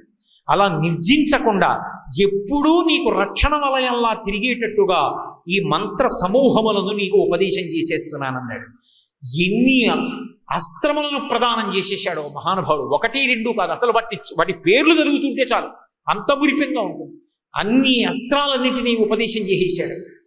ఎంతటి బలవంతుడైపోయాడు రాముడు, దుర్నిరీక్షుడైపోయాడంతే. ఎంతసేపట్లో, 1 రోజు వ్యవధిలో విశ్వామిత్రుని యొక్క అనుగ్రహం చేత రాముడు అంతటి ధర్మతత్పరుడయ్యాడు. కేవలం ఏదో మంత్రాలు ఇవ్వడం ఒక్కటే కాదు, సరయూ నదీ తీరంలో పడుకుని నిద్రపోతున్నాడు. గురువు గారితో వెళ్ళడం అంటే అంత సంతోషంట రాముడికి. ఎక్కడ పడుకున్నాడు? అంతఃపురంలో కాదు, ఏదో అన్ని రకాలైనటువంటి అక్కడ సౌకర్యాలు ఉన్నటువంటి ప్రదేశం కాదు. సరయూ నదీ తీరంలో ఇసుక మీద విశ్వామిత్రుడు ఓ చోట పడుకున్నాడు, రామలక్ష్మణులు ఇద్దరూ పడుకున్నారు. తెల్లవారుతోంది, సూర్యోదయం అయిపోతుంది. ఇంకా విశ్వామిత్రుడు లేచాడు, స్నానం చేశాడు. మహాస్వామి గారు తెల్లవారుదామున 3 గంటలకి అనుష్ఠానం పూర్తి చేసుకుని నడిచిపోయినట్టు గబగబా లేచాడు, స్నానం చేసేశాడు, అనుష్ఠానం అంతా చేసేసుకున్నాడు. రాముడి దగ్గరికి వచ్చాడు. ఎంత గొప్పగా పిలుస్తాడో! కౌసల్యా సుప్రజారామ పూర్వా సంధ్యా ప్రవర్తతే ఉత్తిష్ట నరశార్దూల కర్తవ్యం దైవమాన్ధికం అంటాడు. రామ, ఓ కౌసల్య యొక్క ముద్దుల కుమారుడా, ఎందుకని అంతఃపురంలో ఎప్పుడూ అమ్మ పక్కన పడుకుని అమ్మ నిద్రలేపితే లేచేటటువంటి స్వభావం ఉన్నవాడా, ఎప్పుడూ ఈ నిద్రలేపేటటువంటి అదృష్టాన్ని ఇప్పటి వరకు కౌసల్యామాత పొందింది. ఇవాళ నాకు పట్టింది ఆ భాగ్యం. పరబ్రహ్మము నరుడిగా నడుస్తుంటే అందరూ సుప్రభాతం పాడతారు, నేను లేపుతున్నాను నిజంగా సుప్రభాతం పలికి, ఇది నా భాగ్యం అనుకున్నాడు. కానీ తాను గురువుగా ఉన్నాడు, రాముడు శిష్యుడిగా ఉన్నాడు. అందుకే కౌసల్యా సుప్రజారామ పూర్వాసంధ్యా ప్రవర్తతే. నిద్రపోతున్న వాడిని కారణం చెప్పకుండా నిద్ర లేపకూడదు. ఆ చెప్పేటటువంటి కారణం ఏ లౌకికమైన కారణమో అయి ఉండకూడదు. రామాయణము కేవలము ధర్మశాస్త్రము. అటువంటి రామాయణంలో రాముణ్ణి విశ్వామిత్రుడు నిద్ర లేపితే కారణం లేకుండా ఎలా లేపుతాడు? ఎందుచేత అంటే ఒక వ్యక్తి సుషుప్తిలో ఉన్నాడు అనుకోండి, ఆయన 3 అవస్థలను అధిగమించి 4వ అవస్థలో ఉన్నట్టు. అటువంటి 4వ అవస్థలో గాఢ సుషుప్తిలో ఉన్నవాడు సమాధిలో ఉన్నవాడితో సమానం. అటువంటి వాణ్ణి నిద్ర లేపాలంటే కేవలం భగవత్ సంబంధం చెప్తే తప్ప లేపకూడదు. అలా లేపితే లేనిపోని పాపం వస్తుంది. అందుకే దుర్వాసో మహర్షిని కారణం చెప్పి సంధ్యావందనానికి భార్య లేపినా సరే కోపం వచ్చి ఆయన నువ్వు కదలీ వృక్షం కావాలని చెప్పించాడు భార్యని, అరటి చెట్టు వైపు పుడతామని. కాబట్టి కారణం చెప్తున్నాడు. ఎంత ధర్మమో చూడండి. కౌసల్యాదు ప్రజారామ పూర్వాసంధ్యా ప్రవర్తతే ఉత్తిష్ట నరసాత్తూల కర్తవ్యం దైవమాన్వికం. ఇప్పుడు నీ కర్తవ్యం దైవాన్ని ఆరాధించాలి. కర్తవ్యం నువ్వు చెయ్యవలసిన పని, ఇది నీ చెప్పవలసిన మాట. నువ్వు చెయ్యకపోతే నేను బెంగ పెట్టుకొని మళ్ళీ చెప్తాను. ఎవడు చెయ్యవలసింది వాడు చెయ్యాలి. నువ్వు చెయ్యపోతే నేను ఏడవను. నా కర్తవ్యంగా నేను చెప్తున్నాను, నీ కర్తవ్యంగా నువ్వు చెయ్యాలి. కాబట్టి కర్తవ్యం దైవమాన్వికం, కర్తవ్యత నిష్ఠ, అది శాంతికారకం. కాబట్టి ఈ మాట చెప్పాడు. అంతే. గురువు గారు చెప్పాక ఇంకా రాముడు లేచాడు, సంధ్యావందనం చేశాడు, ఇవన్నీ చెప్పాలా? అక్కర్లేదు, చేసేసాడు అంతే రాముడు. ఎంత నిజంగా ధర్మానికి రాశీభూతమైన వాడు విశ్వామిత్రుడు. ఆయన దగ్గర ధర్మమునంద అంత అనురక్తి పొందినటువంటి వాడు మహానుభావుడు రామచంద్రమూర్తి. ఇద్దరూ బయలుదేరి వెడుతున్నారు. తాటక కనబడింది. ఆ తాటక యొక్క జీవితం అంతా చెప్పి ఆమె ఎందుకు అటువంటి రాక్షసి అయిపోయిందో చెప్పి, ఈ తాటకి వలన అనేక మంది ఋషులు బాధపడుతున్నారు. ఎందరినో భక్షించేసింది. ఈ ప్రాంతంలో ఎవరు నివాసం ఉండకుండా చేసేస్తోంది. కాబట్టి బాణప్రయోగం చేసి తాటకా సంహారం చెయ్యి అన్నాడు. రాముడు వెంటనే బాణం తీయలేదని అనుమానం వచ్చిందో, లేకపోతే ఆడదాన్ని చంపడమా అని అనుమానపడుతున్నాడు, ధర్మం గురించి ఏమైనా కొంచెం ఆలోచనలో పడ్డాడా అనుకున్నాడు. విశ్వామిత్రుడు వెంటనే అన్నాడు, నృశంసం వా ప్రజారక్షణ కారణాత్ పాతకం వా సదోషం వా కర్తవ్యం రక్షతా సత రాజ్యభారనియుక్తానాం యశధర్మ సనాతన. ఆయన వెంటనే కర్తవ్యం రక్షతా సత, ఎక్కడైనా కర్తవ్యం అన్న మాటే వాడతారు. కర్తవ్యం రక్షతా సత, సత్పురుషుడైనటువంటి రాజు 4 వర్ణములలో ఉన్నటువంటి ప్రజలను కాపాడడం కోసం ఎప్పుడూ కూడా నృశంసం వా, దాని వలన తనకి అపవాదు వచ్చిన, ఆ పని చేయడం వల్ల పాపం కలిగిన, తాను రాజ్యమును పరిపాలించవలసినటువంటి వాడు కాబట్టి ఎంత మాత్రము ఆలోచించకుండా ప్రజారక్షణ కొరకు ఇటువంటి రాక్షసులను సంహరించవలసినదే. రామా, ఎందుకు చంపాలో తెలుసా? ఈమె ధర్మాన్ని తప్పింది. ధర్మము తప్పిన వాళ్ళని సంహరించడం నీ కర్తవ్యం. ఇదే వాలి సంహారం వరకు వెళ్ళిపోయింది. విశ్వామిత్రుడు నూరి పోషేశాడంతే ధర్మానురక్తిని.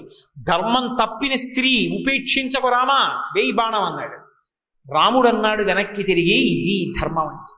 ఎటువంటి గురువు దగ్గర తిరిగాడో అటువంటి ధర్మం. రాముడికి ఎంత ప్రీతో ఆయన అన్నాడు, పితుర్వచన నిర్దేశాత్ పితుర్వచన కారణాత్ వచనం కౌశికస్యేతి కర్తవ్యమని శంకయ గోబ్రాహ్మణ హితార్థాయ దేశస్యాస్య సుఖాయ చ తవ చైనా ప్రమేయస్య. నేను వేసేస్తాను బాణం, చంపేస్తాను ఈ తాటకని. ఎందుకు చంపుతానో తెలుసా? గోబ్రాహ్మణ హితార్థాయ దేశస్యాస్య సుఖాయ చ. గోవులు బ్రాహ్మణులు రక్షింపబడాలి. లోకమంతటికి ఉపద్రవం వచ్చినా గో ఒక్కటుంటే ఆ గోమయంతో భూమిని శుద్ధి చేసి ఆ గోమూత్రాన్ని గోమయాన్ని వాడి పంచగవ్యాల్ని వాడి అక్కడ యజ్ఞం చేసి మంత్రం తెలిసున్న బ్రాహ్మణుడు ఉంటే దేవతలు ప్రీతి పొందేట్టుగా చేసి మిగిలిన వారి కష్టాన్ని పోగొట్టగలడు. మిగిలిన వారి కష్టాన్ని పోగొట్టగలిగిన గోబ్రాహ్మణుల్ని ఈ తాటక వధించేస్తోంది. కాబట్టి ఈ తాటక ఉండడానికి వీలు లేదు. ఒక పని చేసేటప్పుడు ఎంత ఆలోచన ఉంటుందో, ఆ ఆలోచన ఎంత శాస్త్రీయమైనదై ఉంటుందో, వేదంలో చెప్పబడిన ప్రమాణాన్ని ఎలా స్వీకరించి ఒక కార్యాన్ని చేస్తాడో, బుద్ధి ఎంత నిశ్చయాత్మకంగా ఉంటుందో. మీకు ఈ రాబోయే 2 రోజుల్లో నేను కొన్ని సందర్భాలు చూపిస్తాను. రాముడు ఒక పని ఇందుకు చెయ్యాలి అన్నా, ఇందుకు చెయ్యకూడదు అన్నా, నువ్వు తప్పు చేశావు అన్నా, నువ్వు తప్పు చెయ్యలేదన్నా, శాస్త్రాన్ని ప్రమాణం చేసుకుని నిశ్చయం చేసి చూపిస్తాడు. కాబట్టి గోబ్రాహ్మణ హితార్థాయ దేశస్యాస్య సుఖాయత తవ చైనా ప్రమేయస్య వచనం కర్తుముజ్యతః పితుర్వచన నిర్దేశాత్ పితుర్వచన కారణాత్ వచనం కౌశికస్యేతి వచనం కర్తుముజ్యతః. నేను చంపేస్తాను తాటకని. ఎందుకు చంపుతానో తెలుసా? మా నాన్నగారి మాట కారణం చేత చంపేస్తాను.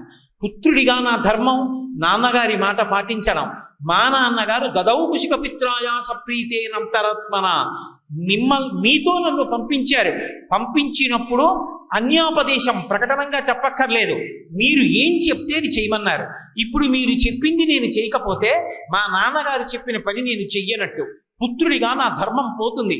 తండ్రి మాట వినడం పుత్రుడి ధర్మం కాబట్టి మా నాన్నగారు చెప్పిన మాట నిలబెట్టడానికి చంపేస్తాను. 2, మహాపురుషుడవు గురువువి, మీరు చెప్పారు కాబట్టి మీ మాట అతిక్రమించేటటువంటి సందర్భమే లేదు, చంపేస్తాను. మరి చంపడానికి నాకేమిటి ఆలోచన? గోబ్రాహ్మణ హితార్థాయ దేశస్య సుఖాయ చ, దేశము యొక్క సుఖం కోసం గోబ్రాహ్మణ హితం కోసం చంపేస్తాను. వేదం చెప్పింది కాబట్టి వీళ్ళని రక్షించడం క్షత్రియ కర్తవ్యం కాబట్టి బాణాన్ని విడిచిపెడుతున్నానన్నాడు. చిన్న పిల్లవాడైనటువంటి రామచంద్రమూర్తి ఎందు అంతటి ధర్మానురక్తి కొట్టేశాడంతే. తాటకా సంహారం అయిపోయింది. మారీచుణ్ణి మానవాస్త్రం పెట్టి కొట్టి 100 యోజనముల అవతల పడిపోయేటట్టు చేశాడు. సుబాహువుని చంపేశాడు.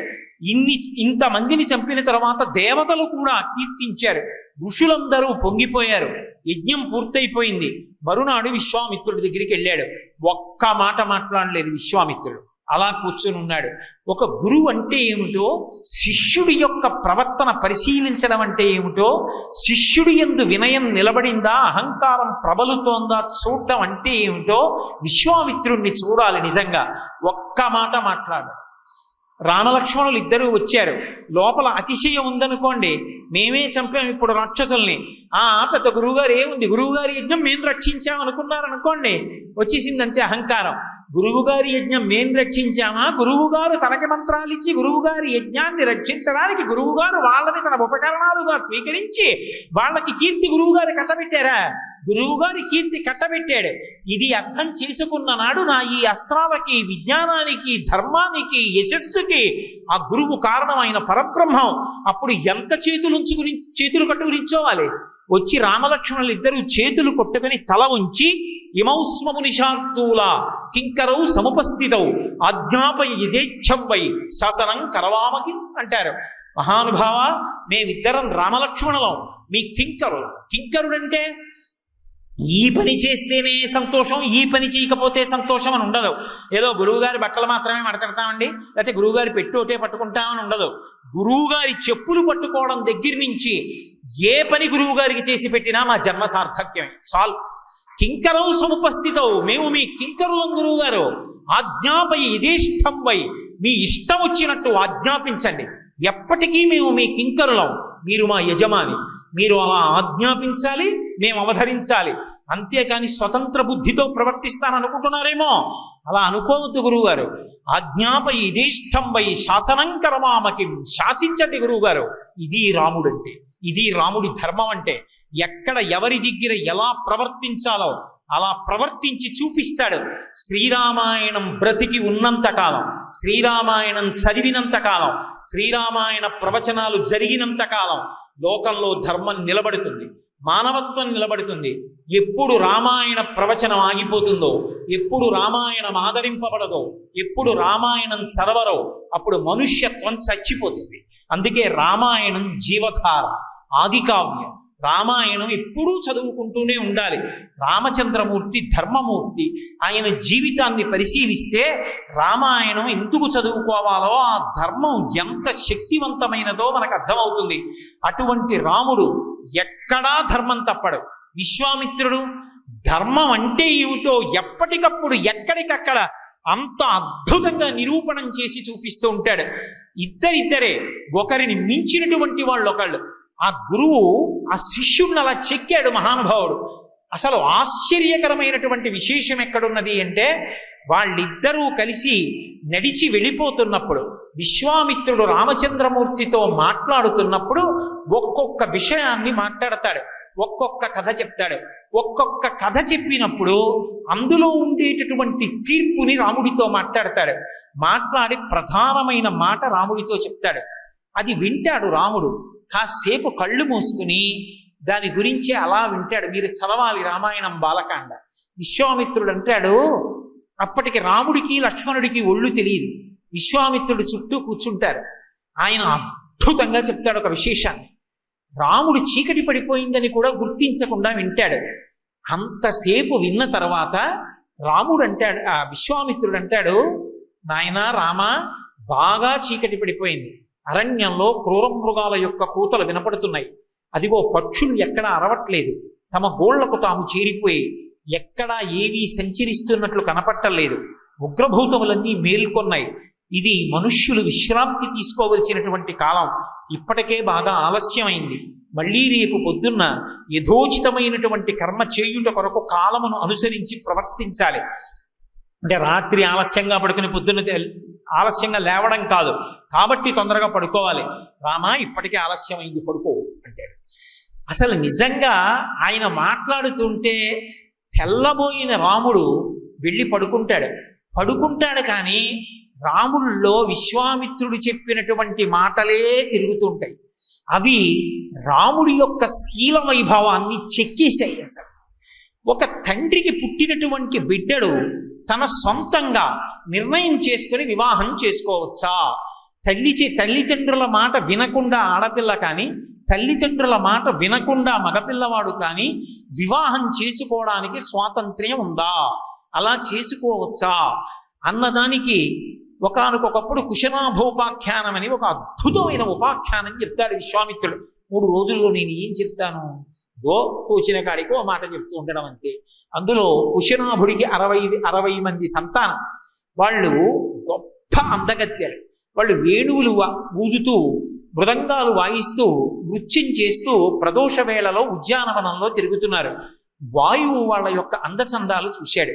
మీరు మనుష్యకాంతలు, మీ అందచందాలు ఇలా ఉండవు. కాలగతి ఎందు జర్జరీభూతమైపోతాయి. మీ అందం పోతుంది. అందుకే మీ అందరూ నాకు పత్నులు కండి. అందరూ నాకు పత్నులైతే మీరు నిత్యం యవ్వనంలో ఉండేటట్టు, ఎప్పుడూ అందంగా ఉండేటట్టు నేను మిమ్మల్ని అనుగ్రహిస్తానన్నాడు. ఆ మాటకి నిజానికి వాళ్ళు ఎంతో సంతోషించి, వాయువుకి భార్యలం అవుతున్నాం మేము, తర్వాత వెళ్ళి చెప్తే మాత్రం నాన్నగారు సంతోషించరేమిటి, అందులో మనుష్యులు పొందేటటువంటి అవస్థకి అతీతమైన స్థితిని పొందుతున్నాం, ఇక మా అందచందాలు పోవు, మా యవ్వనం పోదు అని సంతోషించి వాయువుని గంధర్వ వివాహం చేసుకోవచ్చు. వాళ్ళన్నారు, పితాహి ప్రభురస్మాకం దైవతం పరమం హిసః యస్యనో దాస్యతి పితా సనో భర్త భవిష్యసి.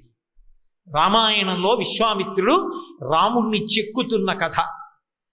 ఆ కుశనాభుడి యొక్క కుమార్తెలన్నారు, ఏమయ్యా, మేము మనుష్యకాంతలం, మాకు తండ్రి, మాకు దైవం, మా ప్రభువు, మాకన్నీ ఎవరో తెలుసా? మా నాన్నగారు. మా నాన్నగారు మమ్మల్ని కన్నారు, పెంచారు, పెద్ద చేశారు, పోషించారు. మా నాన్నగారికి తెలియకుండా మేము వివాహం చేసుకుంటే మేము ఆయన గుండెల్లో ముళ్ళు. మేము జ్ఞాపకం వచ్చినప్పుడల్లా ఆయన ఏడుస్తాడు, మేము జ్ఞాపకం వచ్చినప్పుడల్లా ఆయన బాధపడతాడు. ఆయన తనంత తానుగా ఎంత కీర్తివంతుడైనా అటువంటి కూతురికి తండ్రి అన్న అపకీర్తి మిగిలిపోతుంది. మేము కాదు నిన్ను వరించడం, మమ్మల్ని నీకు భార్యల్ని చేసుకోవాలనుకుంటే మా తండ్రిని వచ్చి అడుగు. మా తండ్రి, మీరు ఆయనకి భార్యలు కండి అంటే మేమందరం నీ భార్యలం అవుతాం. అసలు మేము కాదు, ఈ లోకమునందు, ఈ మర్త్యలోకంలో, ఈ భూలోకంలో, ప్రత్యేకించి కర్మభూమి వేదభూమి అయినటువంటి భారతదేశంలో పితాహి ప్రభురస్మాకం దైవతం పరమం హిసః యస్యనో దాస్యతి పితా సనో భర్త భవిష్యతి. ఎప్పుడూ కూడా ఆడపిల్ల తన భర్తని తానే నిర్ణయించుకొని తండ్రికి చెప్పకుండా వివాహము చేసుకునేటటువంటి రోజు రాకుండుగాక. అంటే వాయువు వాళ్ళ మీద ఆగ్రహించి వాళ్ళ శరీరాలలో అక్కడక్కడా తిరిగి అక్కడక్కడా తిరగక వాళ్ళ శరీరానికి గూని వచ్చేటట్టు వంకర టింకర్లు చేశాడు. వాళ్ళందరూ వచ్చి సభామంటపంలో పడిపోయారు. తండ్రి చూసి అన్నాడు, అమ్మా, ఇంత అందగత్తెలే, ఎందుకమ్మా ఇలా పడిపోయారు, ఏ తప్పు జరిగిందమ్మా మీ వల్ల అన్నాడు. వాళ్ళన్నారు, నాన్నగారు మేము తప్పు చేయలేదు నాన్నగారు, మేము ధర్మానికి కట్టుబడ్డాం, మేము ధర్మానికి కట్టుబడి వాయుదేవుడితో ఈ మాట అంటే అంతటి మహానుభావుడు మా పట్ల అపచారం చేసి మాలో వంకర టింకరగా ప్రవర్తించి మా శరీరములు గూని వచ్చేటట్టు, కదలలేకుండా అయ్యేట్టు, వంకర్లు తిరిగేటట్టు చేశాడు. నాన్నగారు నడవలేక పడిపోయామన్నారు. ఆయన అన్నాడు, అమ్మా మీరు ప్రతిశాపం ఇవ్వకపోయారా వాయువు కన్నా? వాళ్ళన్నారు, నాన్నగారు మేము కూడా శాపం ఇవ్వగలం, మా దగ్గర తపశ్శక్తి ఉంది, కానీ మేమెందుకు శాపం ఇవ్వలేదో తెలుసా నాన్నగారు? క్షమాదానం, క్షమా యజ్ఞం, క్షమా సత్యం హి పుత్రికాః, క్షమా యశః, క్షమా ధర్మం, క్షమయావిష్ఠితం జగత్. తండ్రి అంటాడు, నాన్నగారు ఆడపిల్లకి ఓర్పు ఎంతో అవసరం నాన్నగారు. ఒక పురుషుడికి శాంతిస్థానం ఆడపిల్ల, తల్లిదండ్రుల కీర్తికి కారణం ఆడపిల్ల, ఒక ఇంటికి వచ్చిన అతిథులకి అన్నం దొరికిందంటే ఆడపిల్ల, ఒక ఆడపిల్ల వల్ల మామగారికి కీర్తి, నా కోడలు ఇటువంటిదని. అయ్యా మీ కోడలు ఎంత మంచిదండి అని ఒక పెద్ద ఆయన అన్నాడంటే ఆ వంశానికి పట్టాభిషేకం జరిగినట్టు. నాన్నగారు ఆడపిల్లకి ఓర్పు ఉండాలి. వాయువు తప్పు చేశాడని మేము కూడా తొందరపడిపోయి శాపం ఇచ్చేస్తే మా యొక్క తపస్సు పోతుంది. 2, మా క్షమాగుణం ఏమైపోయినట్టు? ఓర్పు పట్టాను నాన్నగారు, మేము శపించలేదన్న. తండ్రి మురిసిపోయి అన్నాడు, అమ్మా క్షమాదానం, అసలు మనుష్యుడన్నవాడు చెయ్యగలిగిన గొప్ప దానం ఏమిటో తెలుసా? ఓర్పే. ఓర్పుని మించిన దానం లేదమ్మా. క్షమాదానం, క్షమా యజ్ఞం, ఓర్పుయే యజ్ఞం, ఓర్పుని మించిన యజ్ఞం లేదమ్మా. క్షమా యజ్ఞం, క్షమా సత్యం హి పుత్రికాః. సత్యం అంటే ఇంకొకటి లేదమ్మా. పరమేశ్వరుడంటే ఓర్పే, ఓర్పే సత్యము. ఆ ఓర్పుని కలిగి ఉండడం అంత తేలిక విషయం కాదమ్మా. క్షమా యజ్ఞం, క్షమయే యజ్ఞము, క్షమా ధర్మం, క్షమయే ధర్మము. దానిని మించిన ధర్మం లేదు. అమ్మా ఇంకొక మాట చెప్పనా? క్షమయావిష్ఠితం జగత్. అసలు ఈ లోకమంతా ఎక్కడుందో తెలుసా? ఓర్పులో ఉందమ్మా. అమ్మ బిడ్డల్ని కండంలో ఓర్పు ఉంది, పిల్లల్ని పెంచడంలో ఓర్పు ఉంది, తండ్రి భరించడంలో ఓర్పు ఉంది, భార్యని భర్త భరించడంలో ఓర్పు ఉంది, భర్తని భార్య భరించడంలో ఓర్పు ఉంది. తపశ్శక్తి ఉన్నవాడు లేని వాళ్ళ అమాయకత్వాన్ని క్షమించడంలో ఓర్పు ఉంది.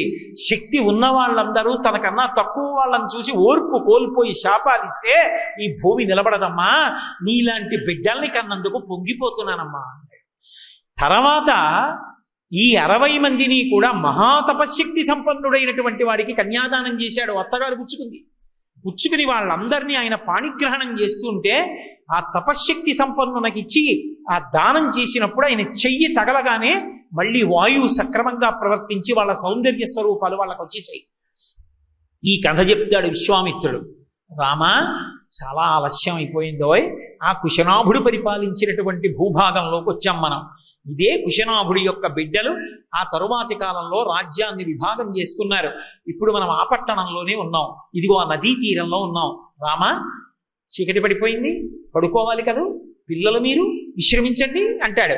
పడుకుంటాడు రాముడు. కానీ ఈ మాటలు తిరుగుతుంటే ఆయన చెవుల్లో క్షమా ధర్మం, క్షమా సత్యం, క్షమా యజ్ఞం, ఈ మాటలు రామచంద్రమూర్తిని చెక్కే. అందుకే రామాయణంలో ఓర్పుకి రాముడు మారుపేరయ్యాడు. ఎక్కడి నుంచి వచ్చింది ఈ ధర్మం అంతా అంటే, ఎక్కడి నుంచి వచ్చాయి ఈ గుణాలంతా అంటే, గురువు గారి దగ్గర కూర్చుని వినడంలో, గురువు గారు చెప్పిన మాటల్ని పట్టుకోవడంలో వచ్చే మహానుభావుడికి. గౌతమ మహర్షి ఉపాఖ్యానం చెప్తాడు. ఇక్కడే అహల్య ఉండేది, ఏమీ దాపరికం లేదు, ఉన్నది ఉన్నట్టుగా ఎటువంటి దాపరికం లేకుండా చెప్పేశాడు. మహానుభావుణ్ణి చతుర్ముఖ బ్రహ్మగారు తయారు చేశారు అహల్యని. ఈ ప్రపంచంలో ఎంతటి సౌందర్యవంతమైన వస్తువులు ఉన్నాయో అన్నిటిలోంచి కొంత కొంత సౌందర్యాన్ని తీసి ఇంకా ఇంతకన్నా అందమైన స్త్రీ ఉండకూడదు అని సృష్టించాడు. తీరా సృష్టించగానే అందరికన్నూ ఆమె మీద పడింది. అందరికన్నూ ఆమె మీద పడితే ఆయనకు ఆ పిల్లని ఎక్కడుంచాలో భయం వేసింది. ఆడపిల్ల ఇంతమంది కన్నా పిల్ల మీద పడింది. మనసు కదలని వాడు జితేంద్రియుడు తపోనిష్టా గరిష్ఠుడైనటువంటి గౌతమ మహర్షిని పిలిచి ఈ పిల్లని నీ వద్ద ఉంచాడు. ఆ పిల్లని తన ఆశ్రమంలో ఉంచాడు. గౌతముడి యొక్క తపశ్శక్తి అంటే అటువంటిది. ఆయన తపశ్శక్తి ఉండగా ఆశ్రమంలోకి వెళ్ళడమే ఎవరూ వెళ్ళలేకపోయారు. ఆ పిల్లకి యుక్త వయస్సు వచ్చింది. గౌతముడు తీసుకొచ్చి బ్రహ్మగారికి ఇచ్చేశాడు. ఈ పిల్లని నీకు అప్పచెప్పేస్తున్నాను, తండ్రివి నువ్వు సృష్టించావు, అపారమైన సౌందర్య రాశి, ఎవరికిస్తావో ఇచ్చుకోమన్నాడు. రామాయణంలో అహల్య ఉత్పత్తి గురించి లేదు, నేను అనుసంధానం చేస్తున్నాను. తీరా తీసుకొచ్చి ఇచ్చిన తరువాత దేవేంద్రుడితో కలిపి అందరూ వచ్చి నిలబడ్డారు. ఆ పిల్ల మాకు కావాలంటే మాకు కావాలని. తండ్రి ఆడపిల్ల హృదయం తెలుసుకోవడంలో చిన్న పొరపాటు చేశాడు. ఆమెకి దేవేంద్రుణ్ణి చూసి ఆయన వైభవం చూసి అనురక్తి కలిగింది. కానీ తండ్రి అనుకున్నాడు, ఈ పిల్లని పొందడానికి అర్హుడు ఇంతటి తేజస్సంపన్నుడైన గౌతముడే అని గౌతముడికి ఇచ్చి వివాహం చేశాడు. తండ్రి మాట కాదనలేక వివాహం చేసుకుంది. కానీ ఇంద్రుడి మీద మనసు ఉండిపోయింది. ఉండిపోయిన కారణం చేత ఒక రాత్రి ఇంద్రుడు గౌతమ మహర్షి లేని సమయం చూసి లోపలికి ప్రవేశించాడు. ప్రవేశిస్తే వచ్చినవాడు గౌతముడు కాడని తెలుసు, వచ్చినవాడు ఇంద్రుడే అని తెలుసు. తెలిసి కూడా ఇంద్రుడితో సంగమించింది అహల్య. నేను చెప్పట్లేదు, రామాయణంలో బాలకాండలో మహర్షి స్పష్టంగా చెప్పారు. ఆయనే చెప్పారు. ఆమె సంగమ సుఖాన్ని అనుభవించింది. మళ్ళీ గౌతమ మహర్షి వెనక్కి వచ్చేస్తారు. తను కోడి రూపంలో కూశాడు. అవలేదు ఇంకా తెల్లవారుజాము వేళని వెనక్కి వస్తాడని భయపడి గబగబా వెళ్ళిపోతున్నాడు. వెళ్ళిపోతూ ఆమెతో పైగా అన్నాడు, శుశ్రోణి పరితుష్టోస్మి అన్నాడు. అందమైనటువంటి పిరుదులు కలదానా, నేను నీ వలన సుఖాన్ని అనుభవించానన్నాడు. ఆవిడంది, తొందరగా వెళ్ళిపో, నా భర్త వచ్చేసే సమయం అయిపోయిందండి. ఆయన వెళ్ళిపోతున్నాడు. గౌతముడు వచ్చాడు. స్నానం చేసి తడిబట్టలతో తిరిగి వచ్చాడు. చూశాడు, ఎవరు దేని వలన ధర్మం తప్పారో అక్కడ ధర్మాన్ని నిలబెట్టడానికి ఇంద్రుడికి శాపం ఇచ్చాడు. పేతతుర్వృషణౌ భూమౌ సహస్రాక్షస్య తక్షణాత్ అన్నాడు. కామం అదుపు తప్పిపోయింది కాబట్టి, అదుపు తప్పిన కామానికి కారణం నీ పురుషాంగం కాబట్టి ఆ పురుషాంగము నేలబడిపోవుగాక, నీ వృషణములు నేల రాలిపోతాయి. ఆయన శక్తి పెరిగిపోతోంది. గౌతముడని దేవతా కార్యానికి వెళ్ళాను, మీరు నన్ను అనుగ్రహించండి. పితృదేవతలు మేకవృషణములను ఇంద్రుడికి అమర్చారు. కాబట్టి ఇప్పటికీ మేకవృషణములు పూర్వం పితృదేవతలకు పెట్టేవారు తద్దినాల్లో, ఇతర యుగాల్లో, ఇప్పుడు కాదు. కానీ అప్పటి నుంచి మేకవృషణములు పెట్టడం మానేశారు. ఎందుకంటే ఇంద్రుడికి అమర్చారు కాబట్టి.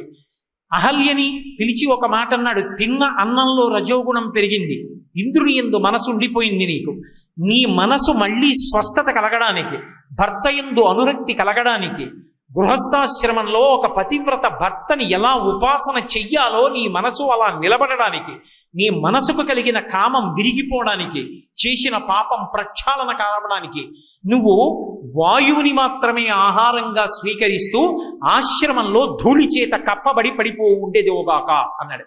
పాషాణమైపోమ్మని ఆయన చెప్పలేదు. పడిపోయింది అహల్య. వాయుభక్ష నిరాహార తప్యంతి భస్మశాయిని అన్నాడు.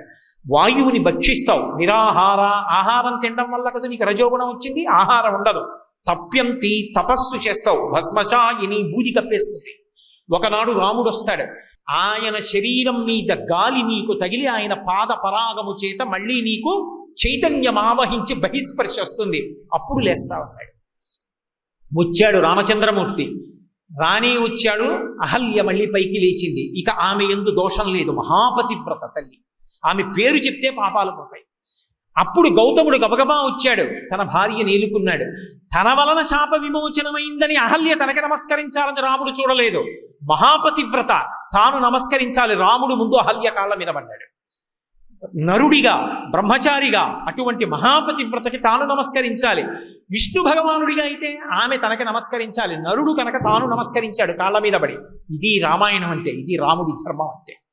అటువంటి ఉత్తమాంగన కనబడితే కాళ్ళ మీద పడి నమస్కరించాడు. రామాయణంలో ఈ కథ చెప్తే అర్థమైంది. అసలు ఒక ఇంటి ఇల్లాలు చెయ్యకూడనంత పెద్ద తప్పు అంటూ ఏదైనా ఉంటే తన యందు మనసు పోగొట్టుకుని పరపురుషుడితో సమాగమ సుఖాన్ని పొందడం. అంత తప్పు చేసినటువంటి ఇల్లాలైనటువంటి అహల్యని కూడా ప్రాయశ్చిత్తం చేయించి, తపస్సు చేయించి, నిరాహారంగా వాయువుని ఆహారంగా స్వీకరించమని చెప్పి ఆమెకి ఉన్నటువంటి దోషాన్ని పోగొట్టి మళ్ళీ స్వీకరించాడు తప్ప గౌతముడు. ఇంత తప్పు చేశావు కాబట్టి నిన్ను వదిలిపెట్టేస్తున్నాను, విడాకులు ఇస్తున్నానన్న మాట అనలేదు. ఈ దేశంలో భర్త అన్నవాడు భార్య ఎంత తప్పు చేసినా దిద్దుకోవడమే. విడాకులన్న మాట కానీ, భార్యని విడిచిపెట్టేయడం కానీ లేవు. రామాయణాన్ని విని నేర్చుకున్నాడు రామచంద్రమూర్తి. ఆలోచించాడు. రాత్రి పడుకుని మెదలు సుడులు తిరిగిపోతోంది. అబ్బా, వైవాహిక జీవితం అంటే ఇంత గొప్పదా? గృహస్థ అంటే ఇలా ఉండాలా? భార్య అంటే అంత గొప్పదా? భార్య మనసెరిగి ప్రవర్తించాలా? భార్యని దిద్దుకోవడం అంటే ఇలా ఉంటుందా? అసలు గృహస్థాశ్రమం అంటే ఏమిటో, ఎలా బ్రతకాలో రాముడికి చూపించాడు.